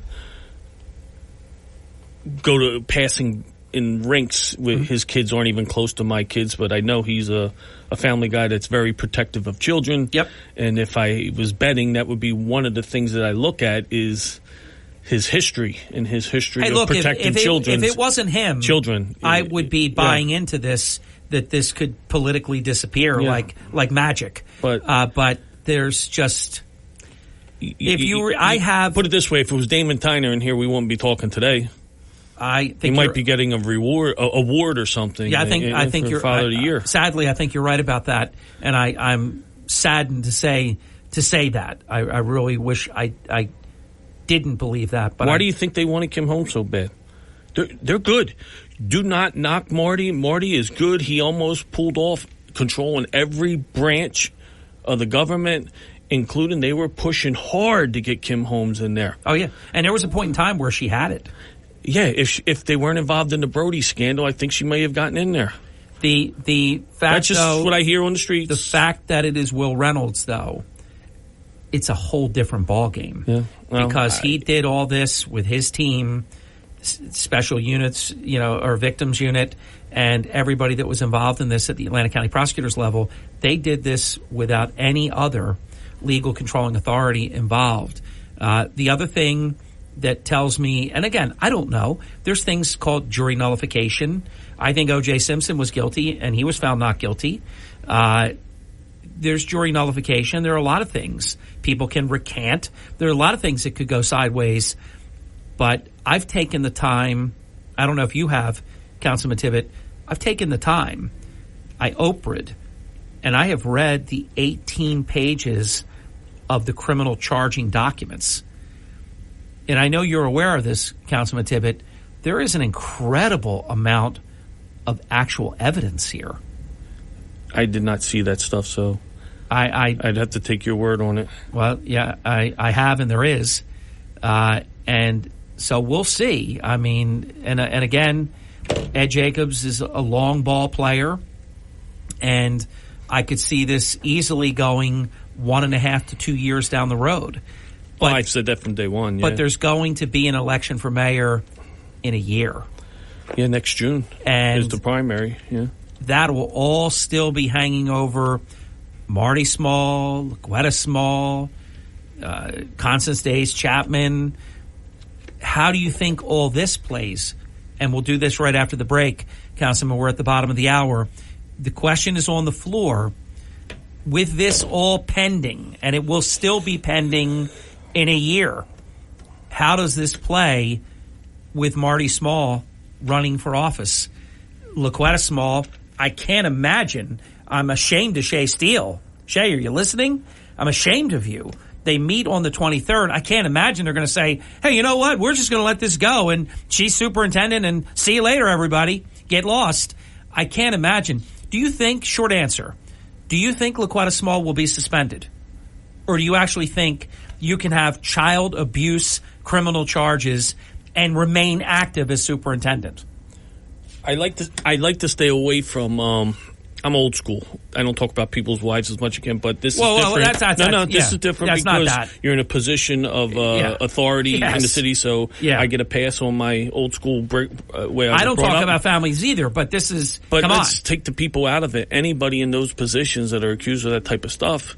Put it this way: I have police officers that have their guns taken away from them, and they get suspended without pay, and they have to follow those rules. So I would think the rules are for everybody, not just police officers. I think it's actually required. Mm-hmm. I think it's required. I don't know that it be done, and if it's not required, it should anyhow be done. I think we all should be treated the same way. The principal was suspended like that, and of course, my sources tell me with pay because they always take care of their friends and family. Well, again, the state runs both. So, Mr. Murphy, you don't get a pass. We need you to step up. We need you to save the city. We have New York casinos and others surrounding us, and possibly, you saw the story yesterday, possibly the Meadowlands is going to come up again. If you're going to save Atlantic City and you really, really care about the people of Atlantic City and the addiction and the homeless and everything else that you run on, you need to step up and take a better look at what's going on down here. Got to get the break in, but by the way, didn't need to see any story yesterday about the Meadowlands. Do you notice, Councilman, what's in front of your face right there? You see the sign? Yeah, no North Jersey casinos. I never took it down. Yes, because you know it's always going to pop up. I didn't need no story yesterday. You ever think that they're from some fool clickbaiter? I've known from the beginning they have a statute of limitations where they have to wait. I think it's the 4 years, right? And they're always going to come right back with it. Exactly. Hoping that the people that fought it last time are going retired down in Florida. But do you ever think that maybe they're tanking Atlantic City so they can get them? People don't care about people. I mean, you look at corporate greed. You ever think they're tanking Atlantic City? Interesting thought. You can't mess it up any better. You can't plan it as bad as it is. You couldn't put worse people in positions of importance. We're worried about weed. Selling weed. That's your hope. It just shows the imbeciles we have in place. Capital. The places aren't making money now, and they want to put 10 more up. We'll be right back. Don't go away. This is the Town Square, New Jersey Info and Weather Network. 34 minutes past the hour with Councilman Tibbet. I am Hurley in the Morning. I have 3 stories that you can follow right now on our WPG Talk Radio 95.5 app. The Atlantic City mayor is acting like the criminal charges didn't happen. No one is buying it. You can read all about it. The Atlantic City Superintendent of Public Schools is still not suspended. If it wasn't Atlantic City, we'd have to say that's fantastical. And the Central Pier fire last night, we have the story. Check it out on the app. Free. From the Town Square, New Jersey Info and Weather Network, I'm Chief Meteorologist Dan Zarrow. Yesterday was just not a nice day, and today only features slight improvements. We'll see lots of clouds and spotty showers possible this afternoon. Rainfall is going to be minimal, though. We're still on the cool side, high temperature only 54. Patchy drizzle and fog tonight, low of 50. One more push of showers tomorrow morning, then we'll clear to sunshine. Breezy tomorrow with a high of 64. Get weather 24/7 wherever you are. Download our free mobile app today. WPG Talk Radio 95.5. For complete contest rules, visit WPGTalkRadio.com. Starting your day the right way with Hurley in the morning. It's a refreshing drive to work in the morning. WPG Talk Radio 95.5. I concur. Thank you for that. 41 minutes past the hour with Atlantic City Councilman at Large, George Tibbett. We continue our discussion. Councilman Tibbett is our guest every Friday morning in the 9 o'clock hour, and we're pleased to welcome Councilman Tibbett in studio today in the interest of all that's happening right now in Atlantic City. Councilman Tibbett, I know there's a lot that you want to talk about and a lot of things we need to get into. Is there any fallout right now in terms of both when you think about the leader of the executive branch, the leader of the schools, so you're talking about the person that is the top executive on the administrative branch side for local purpose tax, the person that is the top school executive on the school purpose tax side. So they're very fond of, especially Marty. I shouldn't say about LaQuetta because she's pretty quiet. But Marty's very fond of reminding everyone that the two of them are responsible for $500 million, which really isn't true because they're under complete state takeover. But he says it anyhow. And they are in those positions, and they are both criminally charged, as is the principal of the largest school in the district. How is this affecting good order? I know that's like almost hilarious to word it that way because there is no good order even before this. But how is it affecting the good order of Atlantic City? Harry, all the directors are doing their jobs. Everything's moving the same as it was the day before everything happened. So everything's running as usual. It's got to be troubling, though, because I believe in the presumption of innocence, but to have the two major figures of both local and school purpose tax under serious criminal charges, it gives even a more unsteady appearance. Well, of course it gives you that appearance, but the city's running, schools are running, next man up. I go out tomorrow, somebody fits in my seat, things move forward. Okay. I got to tell you, Harry, I'm a little quiet because these goddamn text messages are coming through as if I reported to you that somebody died in that fire when you knew when I got here and asked me all about it and you filled me in on everything. I brought it up. I really think it's insane that they don't get how many sources that you have and how much you know. Like, you brought up somebody died in a fire. Okay, and I said, that's sad. Yeah. Well, and I'll tell you why I brought it up. And, of course, I didn't speculate who it is. I did want to say that it's not a fireman. It's not a police officer. It's like baffling to me. Like, I treat everybody in the news media with respect, and especially this person. It's like you just totally threw me off my game texting because I'm trying to listen and answer the questions properly. And I do worry about, next to kin and stuff like that. But it's all over the news. Matter of fact, the person you helped set up, not you, the person that's typing me, helped set up another web page, put it out there and told everybody the person died. I knew last night I was there, but I never said nothing to you. Wait, I never said nothing to nobody else. But no, leave it alone. Leave it alone. Let's move forward and do bigger, better, positive things. Yeah, I didn't confirm it. I just want to say something in closing. I didn't confirm it to be sensational. I confirmed it because an impeccable city source confirmed to me that one person died, and you confirmed it to me, and I did. I tried to be sympathetic. It's sad. It's things that are happening, and it needs to be brought out that I'm used to being blamed for things I didn't do. You're actually being blamed. I actually like this person. I'm really disappointed and very, very disappointed. But it is what it is. Get in line with everybody else. These are challenging times. And well, Harry, right now, there is no press, basically daily newspaper. There is no news every night. And there's a few good writers out there. There's a few of you out there left that are getting the messages out there of everything that's going on, because there is no way to get the news out there to people.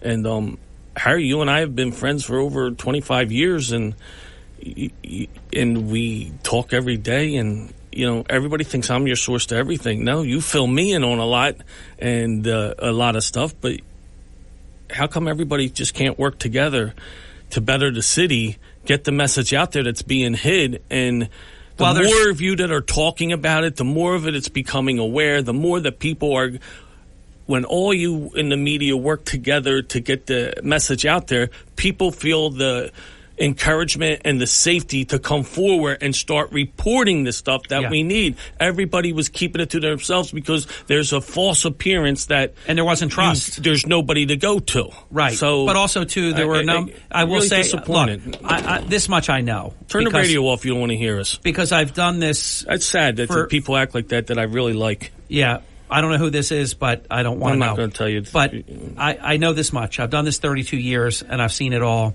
Jealousy, pettiness, small-minded people.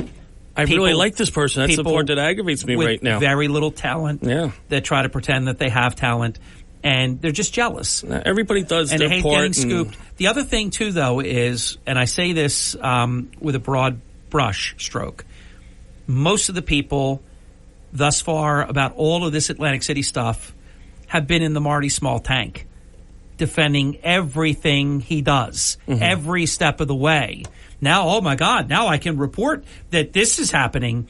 And so they step out of that blind allegiance, loyalty pack, and they're a little bit mixed up. I lived it with Bob Levy. I lived with all the false reporting that was done by people who are listening right now, and you know who you are. And then finally at the end, you start reporting like I have done all along. So that's of no concern. What really is important, though, and it's something that you talked about the last time we visited together, inspiring people to have confidence that they can trust the system so that they will come forward and report things such as child abuse. You know this, and it's come up in recent interviews that we've had, Councilman. There have been people that they have horrific knowledge of things that have happened, and they will not report them because they don't trust the system. That's a problem. Yeah, we spoke about this yesterday, and let's get that therapy behind us and go on to bigger and better things. I was just disappointed in the person because I liked them and tried to be as fair as I could with that person over the year. But if they want to believe that, shame on them. My life goes on to 2 minutes from now. Well, I mean, but it is what it is. But let's talk bigger, better, positive things. You didn't even do what they said. Did Steve Young call in yet? Give us no. Not yet. Okay. There's a lot of things happening in the Housing Authority. Yesterday's hearing is pretty neat. Senator Menendez. Senator Menendez did an excellent job representing the Housing Authority. The meetings that Senator he has done what we have been calling for years. He has called for them to take over. Yeah, so the now we have Housing Authority. We have a long-time sitting New Jersey senator calling for it. We had Congressman Van Drew. They both had things going on with the leader of housing of the whole country, and it's kind of crazy that we are on the minds, front of the line, and on the top of the desk of all the problems in Atlantic City. So we have this guy come in, the new guy, I can't even remember his name, comes in, paints a story that they're doing all they can for the Housing Authority and all, and then we get the messages that the people are being told to leave the Claridge.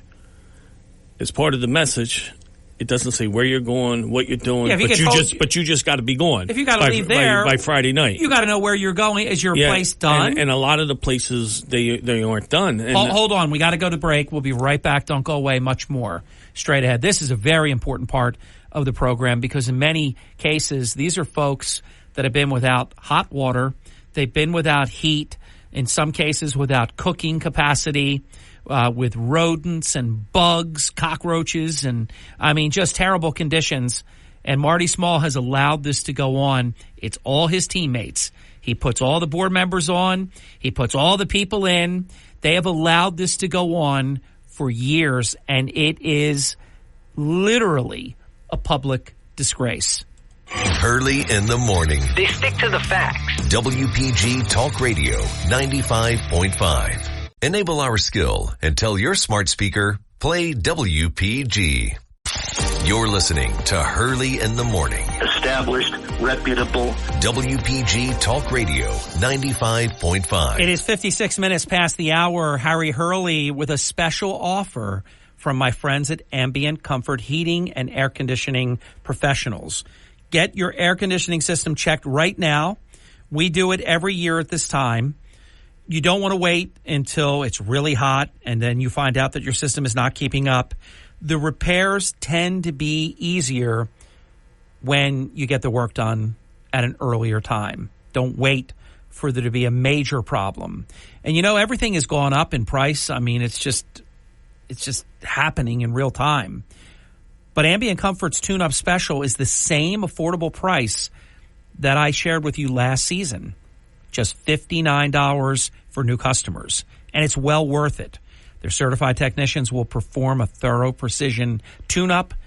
They'll make sure that your system is safe and running at maximum efficiency, prepared to get you through the summer season and the summer heat, regardless of who originally installed it. When comfort matters, choose who I choose.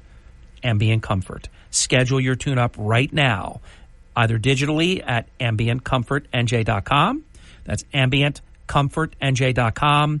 Or call 609-568-0955. That's 609-568-0955 for your $59 air conditioner tune-up for new customers. Tell Ambient Comfort that Harry Hurley sent you. 2-minute drill, and then when we come back right after the break, Steve Young will join the program, and we'll be talking about the Atlantic City Housing Authority. If you missed it, there's incredible video. You can catch up on it. United States Senator Robert Menendez, he just came out and said it. Can you post that on one of your stories? We can do that, yes. Yeah, we can absolutely. It was amazing.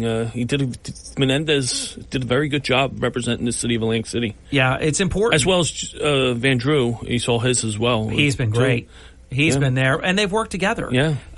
They both have been great on the topic. Why do you think this has been allowed to go on for years? Harry, it's like I always say, government's broke. Big time. Yeah.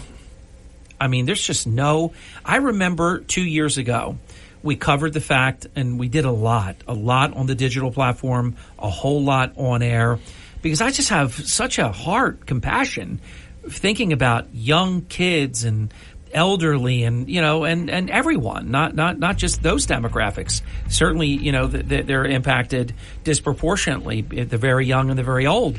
But to leave people with no heat, no hot water, no cooking capacity, rodents, bugs, and all of this, when there's millions of dollars, it is reprehensible. And I remember saying to our audiences, both readership and listenership, what are the chances that it'll be just the same a year from now, that this will be going on for 2 years? And it is. And those are the people that need our protections the most. Yeah. What you're put in office for. They're the ones that we're supposed to be protecting the most. They got no... government as a whole has been failing. They got no advance warning, and then you're going to the Claridge when they knew for 6 weeks. And then it's hey, get out of there now. It's awful. We'll come right back. George continues. Steve Young joins us next as well.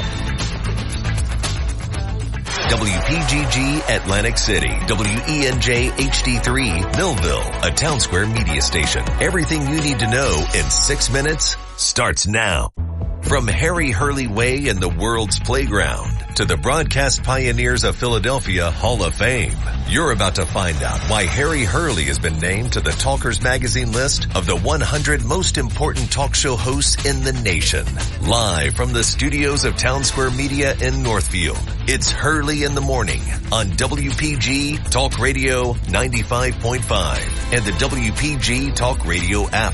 Hey, thank you. Welcome back. Approaching 7 minutes past the hour. We'll be joined by Steve Young in just a little bit. He has definitely been all over this issue of Stanley Homes Village, the Atlantic City Housing Authority in general. And that's just another example, George. I'm trying to think of one area. Board of Education, disaster. Shea Steel, disaster. LaQuetta Small, disaster. Atlantic City Utilities Authority, Municipal Utilities Authority, disaster. Atlantic City Housing Authority, the worst. I mean, the worst of it all. What's running well right now, Councilman? Well, Steve Young's doing an excellent job. Say what you want over the past, but Steve has been a leader on this. He's constantly up in Washington, D.C. He's all over this. And listen, if you can say something negative about something, you got to give praise. And Steve has been a complete leader of protecting all these people in but he's not a city official. No, but he deserves all the credit in the world on what he's been doing. I think he's been terrific. He's crossed party lines. Yeah. Both Democrats, Republicans, working with everybody. He shows up. Literally takes abuse at council meetings. They let him talk and wait for him to sit down and start yelling at him and stuff, and then not let him come back. Terrible. So, and he's been keeping his cool. I like what I see in Steve Young right now and how he's been protecting the people and keeping his his focus. Let's bring him into the program right now. Steve, welcome. How are you? How you doing? How's your listening audience today? We are good. Thank you very much. Steve, I want to open up by saying I just want to congratulate you and thank you for your leadership on this issue, back and forth to Washington, D.C. as many times as you are of organizing bus trips with the people to hear live testimony. Without you, we are not even a blip on the screen, and I just want to thank you and recognize you, because God knows over the years people like to bash you if it's something they don't agree with, and you deserve all the credit in the world for this one. Yeah, and thank you very much. And basically it's using your God-given talents and finding out what we have in common to move human beings forward. And that's what my life has been about when it comes to our children and our youth, and then when it comes to housing issues. Yeah, you were certainly ahead of your time with the Forgotten Youth and all of that, Steve. Steve, how do you describe the fact that more than 2 years later, we are still talking about residents of Stanley Homes Village without heat, without hot water, without cooking capacity, and all the other things, the rodents and bugs and all of it? And with the millions of dollars at our disposal, how is this possible? And that's why we've been in contact with our elected officials, holding them accountable, especially Congressman Van Drew, who's been very helpful and listened to the residents. He came here and seen for himself, and he's been following up on what we had requested him to do from top to bottom. And now Senator Menendez, he's been getting the same correspondence as well as Senator Booker. And while I was going down there and the residents actually speaking to him with our bus trip, it's brought Atlantic City on the map. And it was just about organizing and holding people accountable, because you got to follow the money. Yeah. Do you think finally, Steve, something is actually going to happen? Marcia Fudge, I don't know her. She's out of there. But, she came and she looked and she left and nothing changed. There's a new person there now, as you know. Is finally something going to be done? We do believe something's going to be done. It may not be to everybody's satisfaction, but we do believe it's going to be in satisfaction of the residents, having decent, safe, and affordable housing. And that's the key thing right now. I mean, if there's solutions to it, why are we having these problems? Right now, today, some of the residents got last night a text, not a letter or anything, saying that they have to be gone, leaving the hotel in Claridge between the day and tomorrow, because it's that type of season now, and the room's been booked. What type of notice you give to people that they got to go back to their unit without it being repaired or fixed, or no heat and hot water? I mean, this is what we've been talking about, but yet you had the Housing Authority come to a council meeting. We thought it was going to be a hearing like they do in Congress, and it was basically one-sided, and they didn't mention nothing about the hotel, and people had to leave. So I don't think they mentioned anything, did they, Steve, really, other than it was like a beat up on Jeff Van Drew thing? Like, is what it seemed like to me.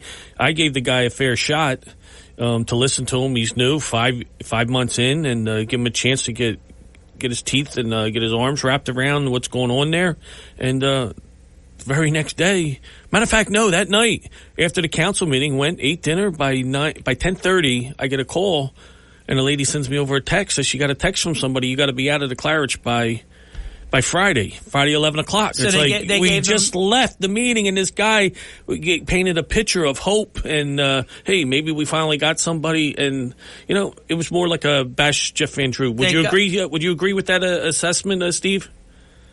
Oh, absolutely right. And this is what's been going on for the last 2 years. So, let's beat up the guy that's trying to help. Yeah. Like that makes a lot of sense. And let me just remind everybody, because we spoke about it extensively on air and wrote about it, ditto, extensively on the digital platform of WPG. And that is this. They got very little notice to leave Stanley Holmes Village to the Claridge, and even less notice, it appears, to get out of the Claridge and go who knows where. Why are they treating people like this? And especially at a time when the Inspector General and the FBI and everybody's looking at the Housing Authority. Why are you going to continue to do something wrong towards a human being? I mean, there's women and children and seniors that we're talking about. And I don't understand how the rest of the community is not in an uproar, especially our elected officials. I do not understand that. That is priority number one that people have been trying to look for, to ignore. And I want to thank all the people, all the residents and activists and members from the National Action Network South Jersey chapter that went to Washington, D.C., and our sponsors. Thank you, because that pushed it to another level, and that we're going to see what comes out of it now.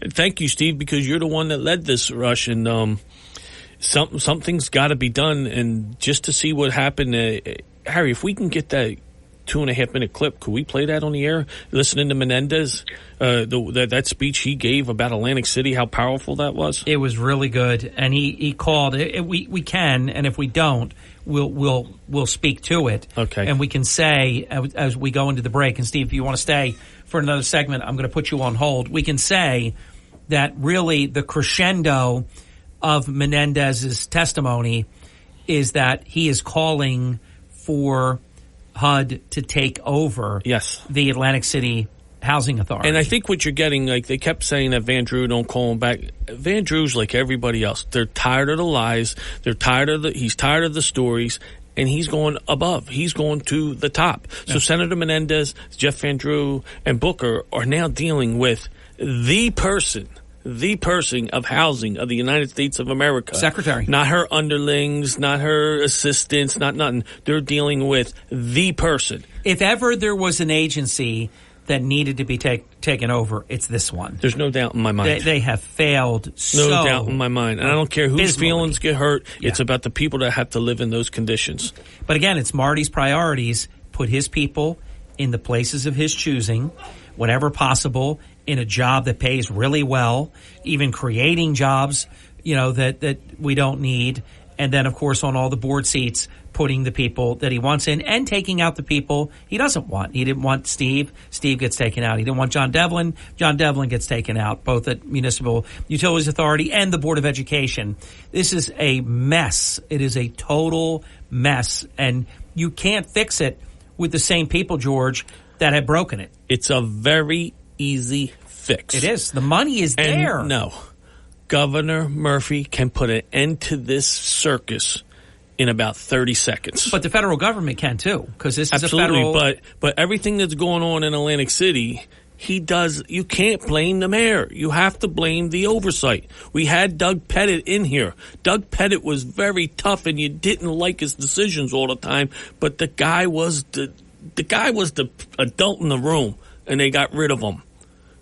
Well, yeah, because Governor Murphy can stop the problems in Atlantic City in about 30 seconds. 16 minutes past the hour. We'll be right back. George Tibbett, Steve Young, yours truly, Early in the Morning. Right back.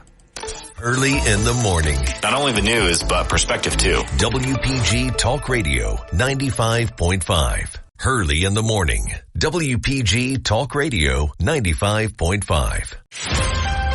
You're waking up with Hurley in the morning. Brigantine. Mays Landing. East State. Ocean City. WPG Talk Radio 95.5.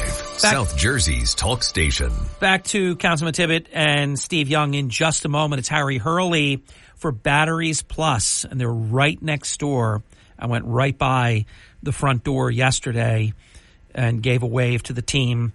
Batteries Plus in Northfield, also in Mount Laurel, New Jersey, and they are one of our WPG industry aces. So if you need a battery, listen to this distribution list for a car, truck, marine, RV, camper, golf cart, ATV, mobility scooter, or motorcycle.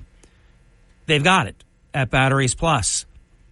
And if you need to prepare for any type of storm season, they've got it all. If you need LED, if you need emergency lighting, a portable generator, surge protector, Batteries Plus has them all.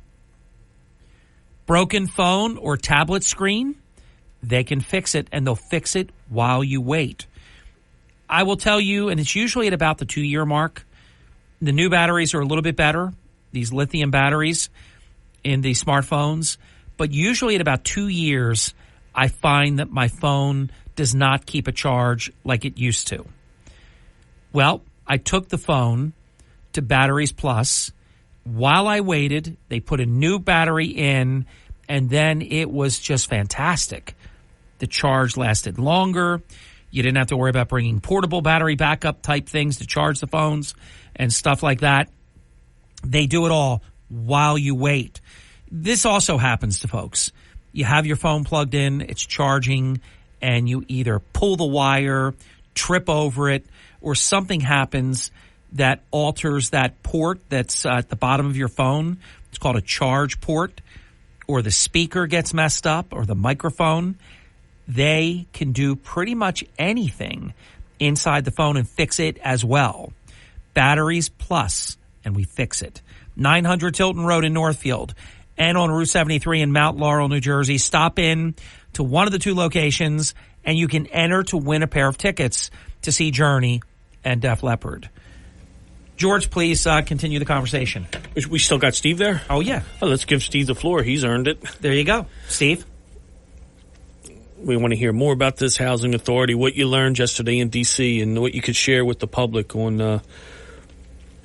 Yes, we well, some breaking news for you guys. One is that on Wednesday, we've been organizing the residents, because it's about organizing for them to have a resident association. We found out they didn't have one, so we came in and used our talent so they can organize. They organized, and they're going to be having their election in May. So we want to congratulate all those who are running for president, vice president, secretary, and so forth. That's the breaking news. They haven't gotten out yet, but that's how you start with the organization. The other great news, since I've been talking to you, thanks to your radio station and you, Tibbet, we were talking about the clergy, and I mean not only the clergy, but the people have to leave out the hotel without to return to the housing with still no repairs, no heat, hot water. Well, we got a response since talking to you, and it says basically that they've been in contact with the residents via phone. They spoke to the hotel, and they told them they had no available rooms due to advanced bookings for conferences and events. Also, they would be offering other accommodations elsewhere, but it would be further from the site, which nobody really is interested in. Also, our plumbing has stated that they will have an additional 43 units worth of repairs completed today. But and also that they've been working with their maintenance director to ensure that every unit which someone was returning to has space heaters just in case repairs were behind schedule. And that comes from the executive director, Mr. Thomas Slater. And that was from you guys bringing this up on your air. Steve, I'll tell you, it's very gratifying, and it's everything that's right when something is pointed out. And look, we're not just hammering people for no reason. We're trying to help people. No, I have hope in the new guy. Yes, a lot of hope in the new guy. And that really inspires hope and confidence that somebody hears something that's being said. Hey, let me get right back to you. I want to share something with you on that, so that then you can share it. And that you talk about this, Steve, Councilman Tippett. You talk about it, and I talk about it all the time. Knowledge is power. When you put out to the public the truth about what's going on, people can handle the truth. What they can't handle is being lied to, and they don't want to handle that, and they don't want to deal with situations. I got to be honest with you. If I was Marty Small, I couldn't sleep. I would be so embarrassed that for 2 years I let my citizens have no heat, no hot water, and live in these kind of conditions. I just, it's not defendable. You taking that, Steve, or am I? Yeah, I'll let you take it first. Well, Harry, it's clear we failed these people in these housing projects, and I hate to even call them projects. I'd love to see, my dream would always be to see tear one row down, build house, yard, house, yard. I don't like the way the economy makes them build up, where they're overcrowded, where you're at least two people together in a tiny yard. It gives you that home ownership type thing, and it helps break the cycle and gives you hope in the future to work hard, get your own house, and change the type of living. The way we have people living so close together, it's hard to police. But I think I would love to see us be able to come up with the funds to start tearing them down one at a time, build them, tear more down, build them, tear more down, so that the people don't feel that they're being just disposed of and tearing them down. We don't want the, build homes, not units. Exactly. Here's another thing, and this panel knows this all too well, George and Steve. God knows we waste enough money on bad stuff. No question. And the money is there. Stanley Homes Village is the first public housing project in the history. Well, that in the post office was a depression project to help get his work moving again. It should be a beacon of hope and run correctly. It's the first ever, and instead it's let to be like this. It's not acceptable. Go ahead, Steve. I just want to add to that. One thing is that we need to be uniting together, and it was very sad to see leadership from the faith-based community as well as politicians and come and talk about anything involving Lang City without talking about the housing issue.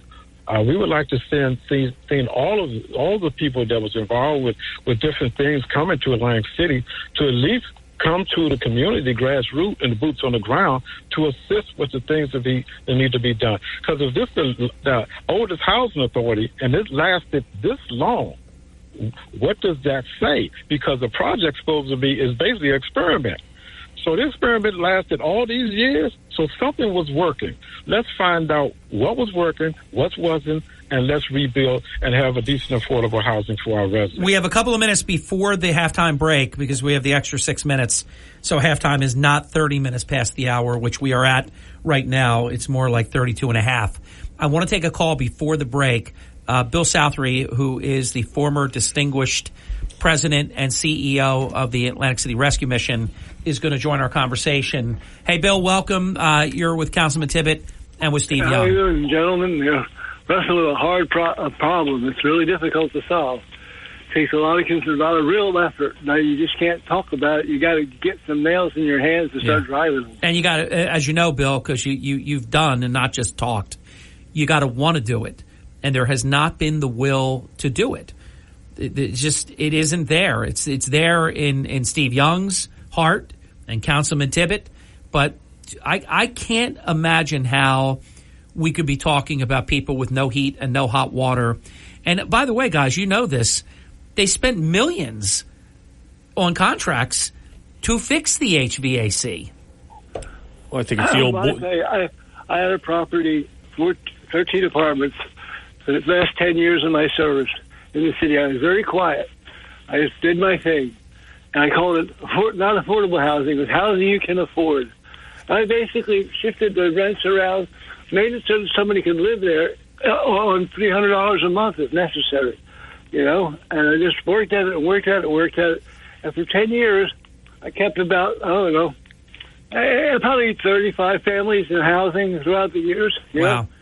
And it was, and I just did it with, wing and a prayer. And the wings are good, and the prayers worked. Yeah, well, you definitely, all that is great, and I'm a big believer in all of that, but you have to have the will to fix the problem. And my senior executive that wrote me hours ago said that the commitment just isn't there.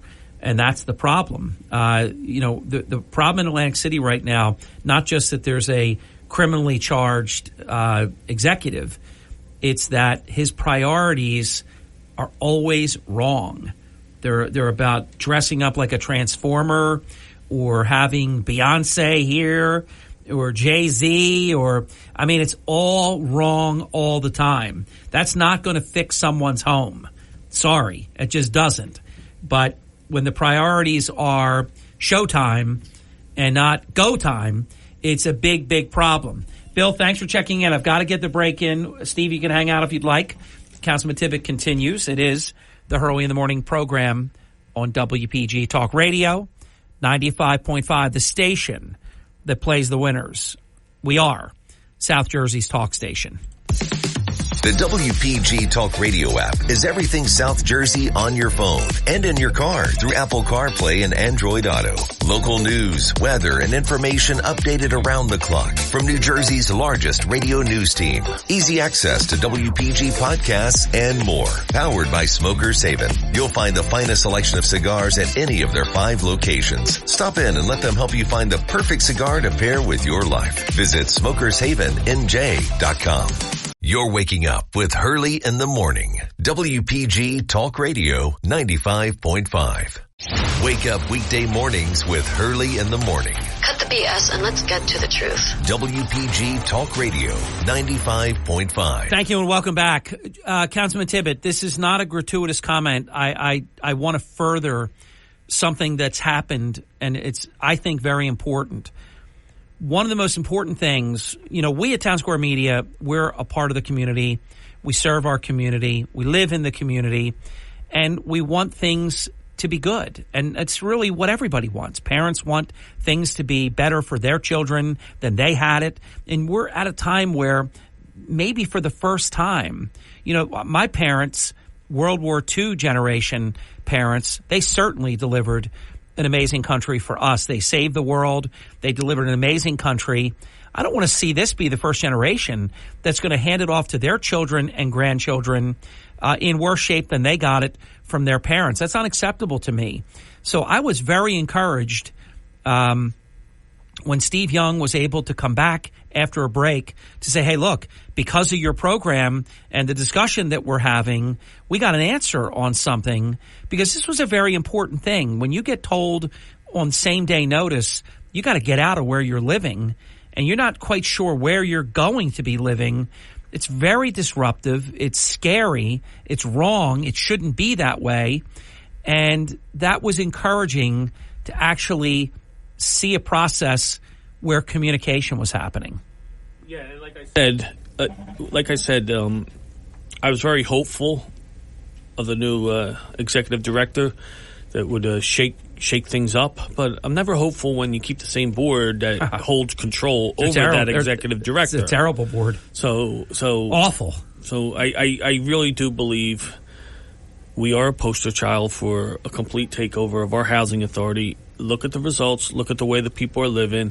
And I don't care who gets mad. I think it's terrible that it's gone on for this many years and that it still hasn't happened. Yeah. It's happened in other parts of the state. It needs to happen here. It's happening. Do you know what's happening all over the country, like with these housing authorities? Well, it's unfortunate, but I think taking advantage of the unfortunate. That's it. Yeah, that's why it's epidemic. And those are the people that need us the most to protect them, and they don't get put heard. Politics aside, and that's where we all should get angry when they are taken advantage of. I mean, people coming from other countries right now are getting better accommodations, more money. They're getting those debit card, credit cards, whatever you call them, health benefits, everything else, than the people that are suffering.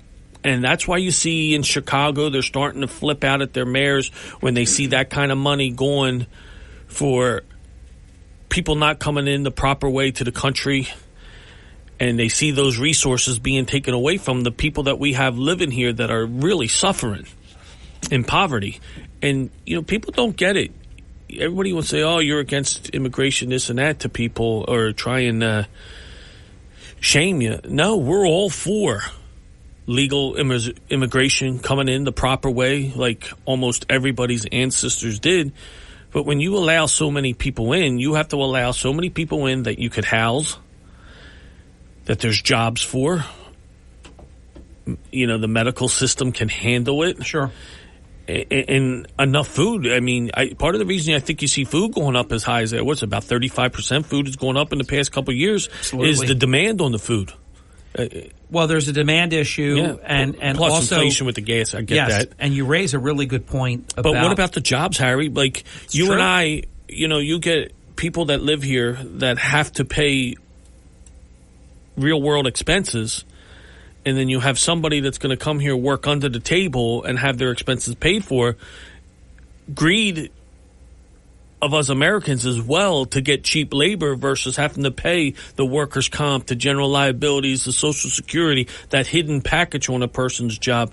It really starts to destroy the employees and the employee benefits and the work conditions out there. I mean, you look at our kids today. You and I, we went to work with our dad, 12, 13 years old. We're using saws, and we're learning how to properly use the saws with our dads, nail guns, all power equipment. Now we're such cupcakes. You don't let 12, 13-year-old kids work with tools and stuff. And you look what's coming in. You look at the Hispanic community that has come here from other countries. They are now the top. Some of the top stone and mason workers in the country, some of the best. And we've lost that value where you see people coming from other countries that see the opportunity that our kids are not seeing the opportunity in front of them. Hard. Real hard. We'll work a 12-hour day to get ahead. Yeah. And we lost that. I believe we've lost that edge. Oh, we have. We got to get that edge back. But I will tell you something that I don't know if you're going to agree with me or not. It is. You can't knock them for seeing the opportunity and taking advantage of it. I hear you, and I agree with that. Now, of course, we're also riddled with people that want to come here and not work hard. Yeah. That want to take the EBT debit card and the cell phone and the rent and all of it. But we have an example here that I think it gets its due, but probably doesn't get its due as much as it should. It's the number one ranked school in the area, the Atlantic County Institute of Technology. Not everyone is college prep material. Not everyone wants to go to college. Atlantic County Institute of Technology is doing what you're talking about, teaching trades. You come out of there. Wait a minute. Go ahead. When we went to school, listen, they picked the cream of the crop from all the schools out there. It's an excellent school. It is. But let's look at it. It's like a preparatory school because it gets to pick the cream of the crop of all the minutes. Wait a minute. Let me finish. And that's because this is a passion of mine. I understand, but it's also a passion of mine. That's because of supply and demand, George. No, Harry. No. When we were in high school, Harry, by sophomore year, you knew if you were by the end of your sophomore year, you knew if you were college preparatory material or if you were going into the trades, and you got to go to vocational school. Our kids can't go to vocational schools. There's kids that aren't college material. Number one, I called out there to get my kid out there, and it was said the rules and regulations are you have to come freshman year. If you're not in their freshman year, you can't get in. So it's a great model, but we've taken away vocational school from kids at the end of their sophomore year. You know if you're going to college or not. And then there's no opportunity for our trades. Yeah. I think the way that school the county could improve better would be to bring vocational school back so that kids that aren't going to be the best student. I wasn't the best student. I was meant to be on the street. I was meant to be in the construction trade. I was built to be out there in the real world, not in a classroom, not behind a desk. There's different people. Yeah. And we don't have those opportunities to teach our kids in high school to come out and be great tradesmen. And that's why we're losing a lot to other countries, because those kids are learning at a young age with their dads and their fathers. They're out there working. The best education is on-the-job training. And we don't have vocational schools that we need, and our local schools don't have the abilities or the monies to put vocational schools in each municipality. Yeah, I do want to comment only because I don't want the Atlantic County Institute of Technology I think it's a good school to get a bad rap here, because it is a number one ranked school in Atlantic County, and it's for a reason. It's a really good school. school. That's not unusual that you have to start in the freshman year. For example, if you take advantage of school choice and say your local school, your public school is failing, and you want to take some of those tax dollars and you want to go take advantage of school choice and say go to Ocean City High School instead of going to whatever your local school would be. And they have a lottery and things like that, and you have to get lucky. Same type of deal. It's hard. It's really hard to get in. But if you get in, you get in. You can't go as a sophomore, though. You have to get in as a freshman. So that's not unusual. No, it's very unusual because this is a new system, Harry. We're gonna split hairs here and we're gonna go. Because when we were in school, Harry, you have to have alternatives for kids that aren't the brains, the kids that aren't going to be the super book smart college material. And we did that at the end of sophomore year, your junior year. There was alternatives to set you up for life. I understand what you're saying, and we don't have it. And it's not a knock on them. They have their system, but we don't have it county-wide. My father also went to Atlantic County Trade School, it was called, and it was different. The problem is it's a supply and demand issue.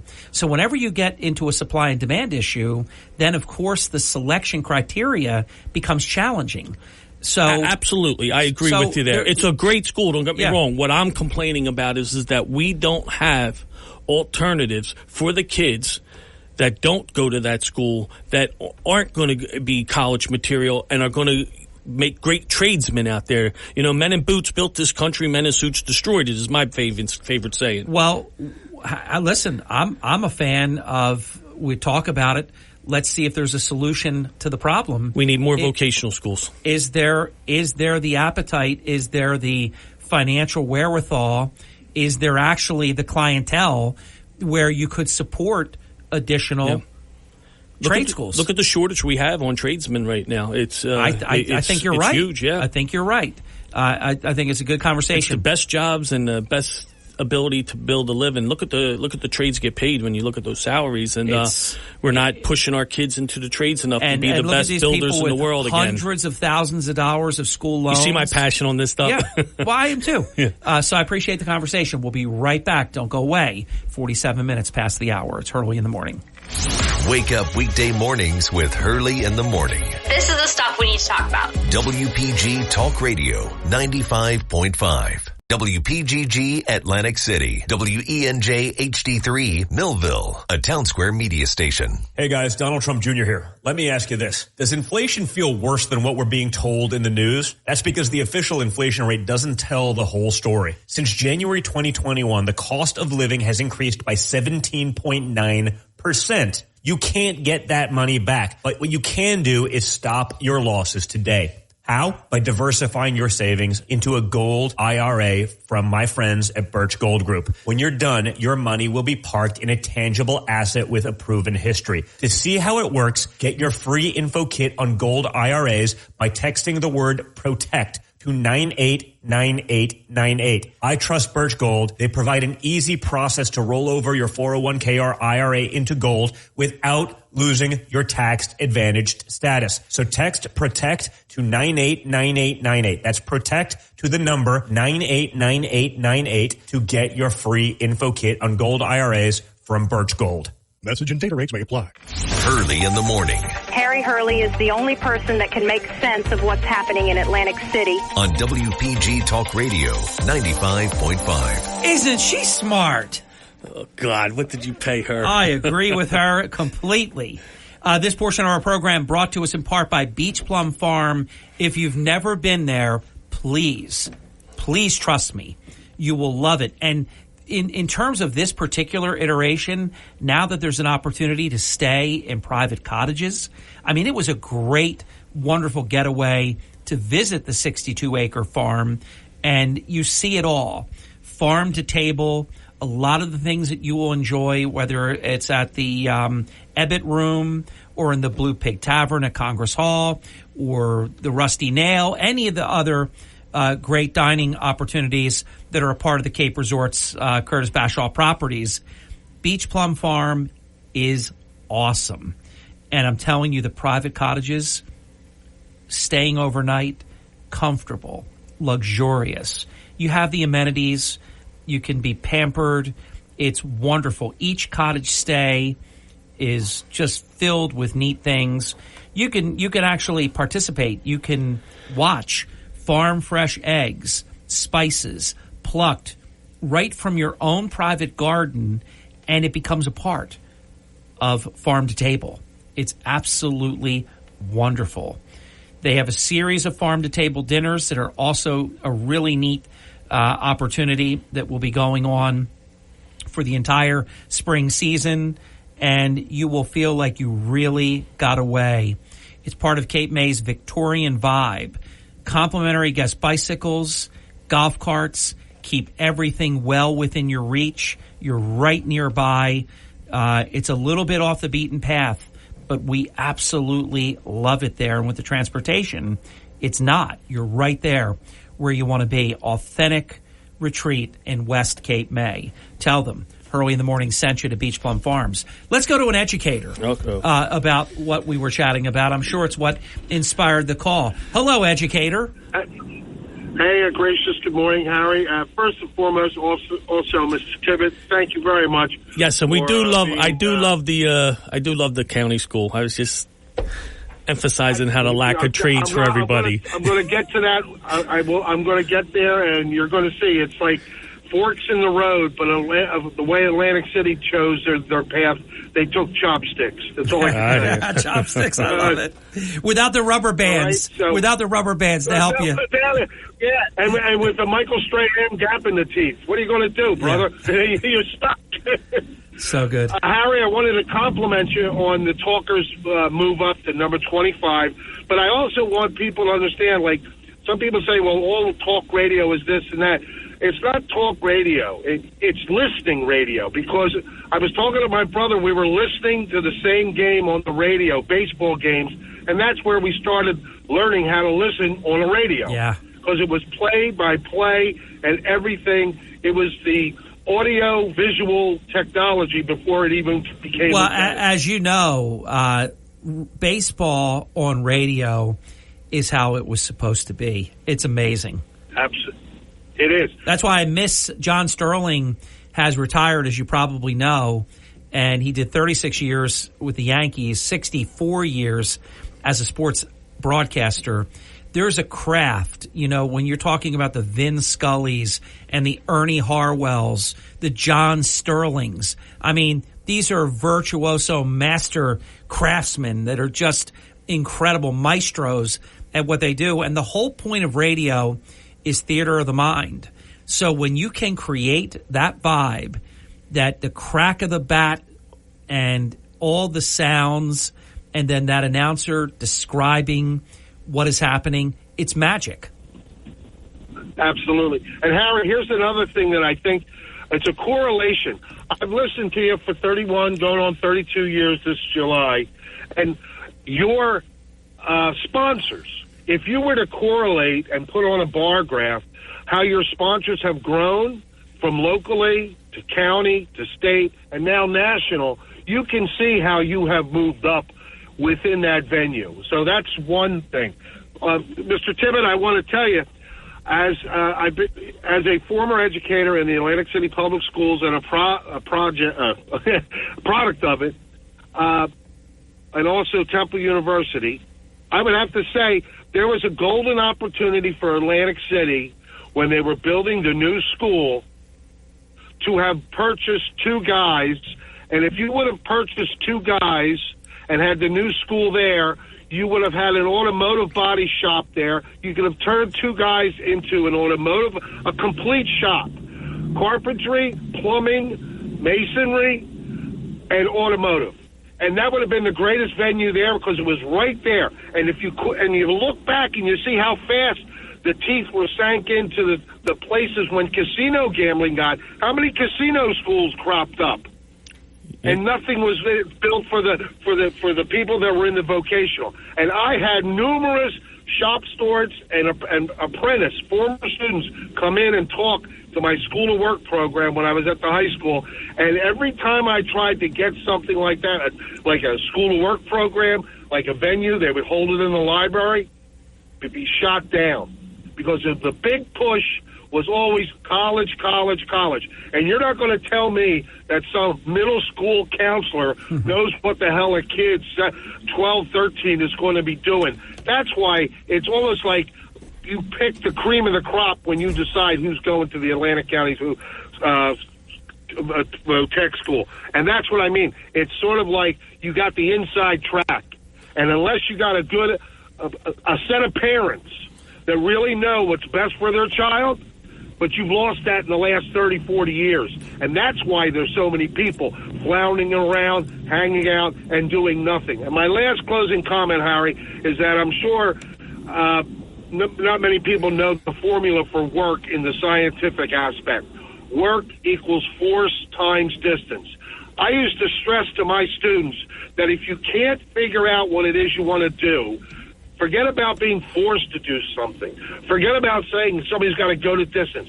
Find out, I changed it instead of force and times distance, fulfillment times discovery. Because if you discover what gives you fulfillment, you will go to work every day. And Harry, you're my perfect example.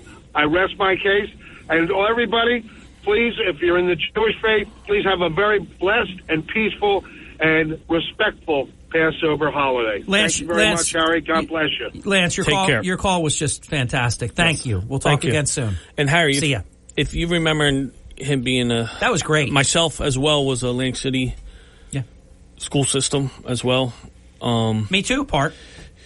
And let me tell you, if you remember Atlantic City High School, for year after year after year, we had the most kids going into the Ivy League than anywhere around. George, for those who forget, Atlantic City High School had the smartest best and brightest curriculum anywhere to be found. The advanced placement courses at Atlantic City High School were incredible.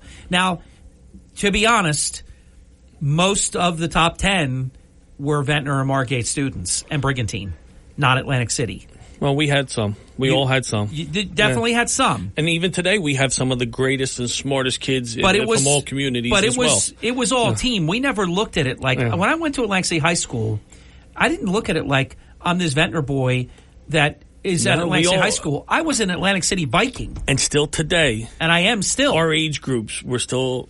have that friend, and thank God for things like Facebook and social media where you go back to everybody. I didn't want my top 10 comment seem like I was. I sure as hell wasn't one of those Ivy League kids. I was a street kid. I wanted to be on the streets working, earning money. I was obsessed with working. Yeah. When you grow up poor, I was obsessed with making money, and I remember my life was saved. My life was saved by the trades unions.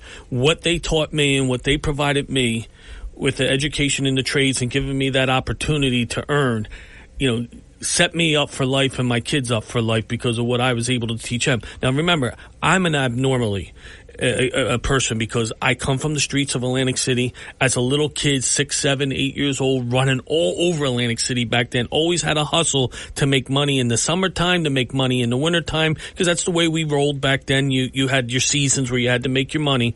But I was brought up with Local 30 Roofers Union, where they trained me, took me to Philadelphia, put me through apprenticeship school, as well as all the other unions that do the same with their kids. I get out 2 years out of my apprenticeship, I'm running John Sykes Company. Yeah. Everybody knows the Sykes. I was put with old man John Sykes and Jimmy McCabe out there where they taught me the business. I was lucky enough. Nobody will have what I have. I can guarantee you. I was able to deal with the people like John Sykes all the time that taught me everything.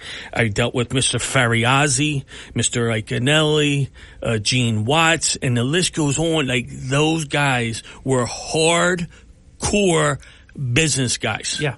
Not all. Mr. Sykes was a Villanova grad. I don't know about the others, but I can't get an education like that. My kids will never get an education of what I learned off of the Fariazzis, the Iconellis, the Sykes family. I mean, the Gene Watts. It was. I think of that stuff and I get goosebumps thinking about the stuff, being in the rooms with them, with Donald Trump, dealing with them, and listen to, sometimes you see me yell, scream like that's the way the Iconellis, the Fariazzis, the Gene Wattses, and Mr. Sykes was always a calm, thinking guy. He was out thinking everybody all the time. George, when you bring up these kinds of things, everybody out there, it's so relatable those that had a big impression in our lives. My 4 years at Atlantic City High School are 4 of my most favorite years of my lifetime. Yeah. I learned so much, and I learned to compete. I learned to win. I learned to get along with people. It was the United Nations. We were every race, creed, color that you could imagine.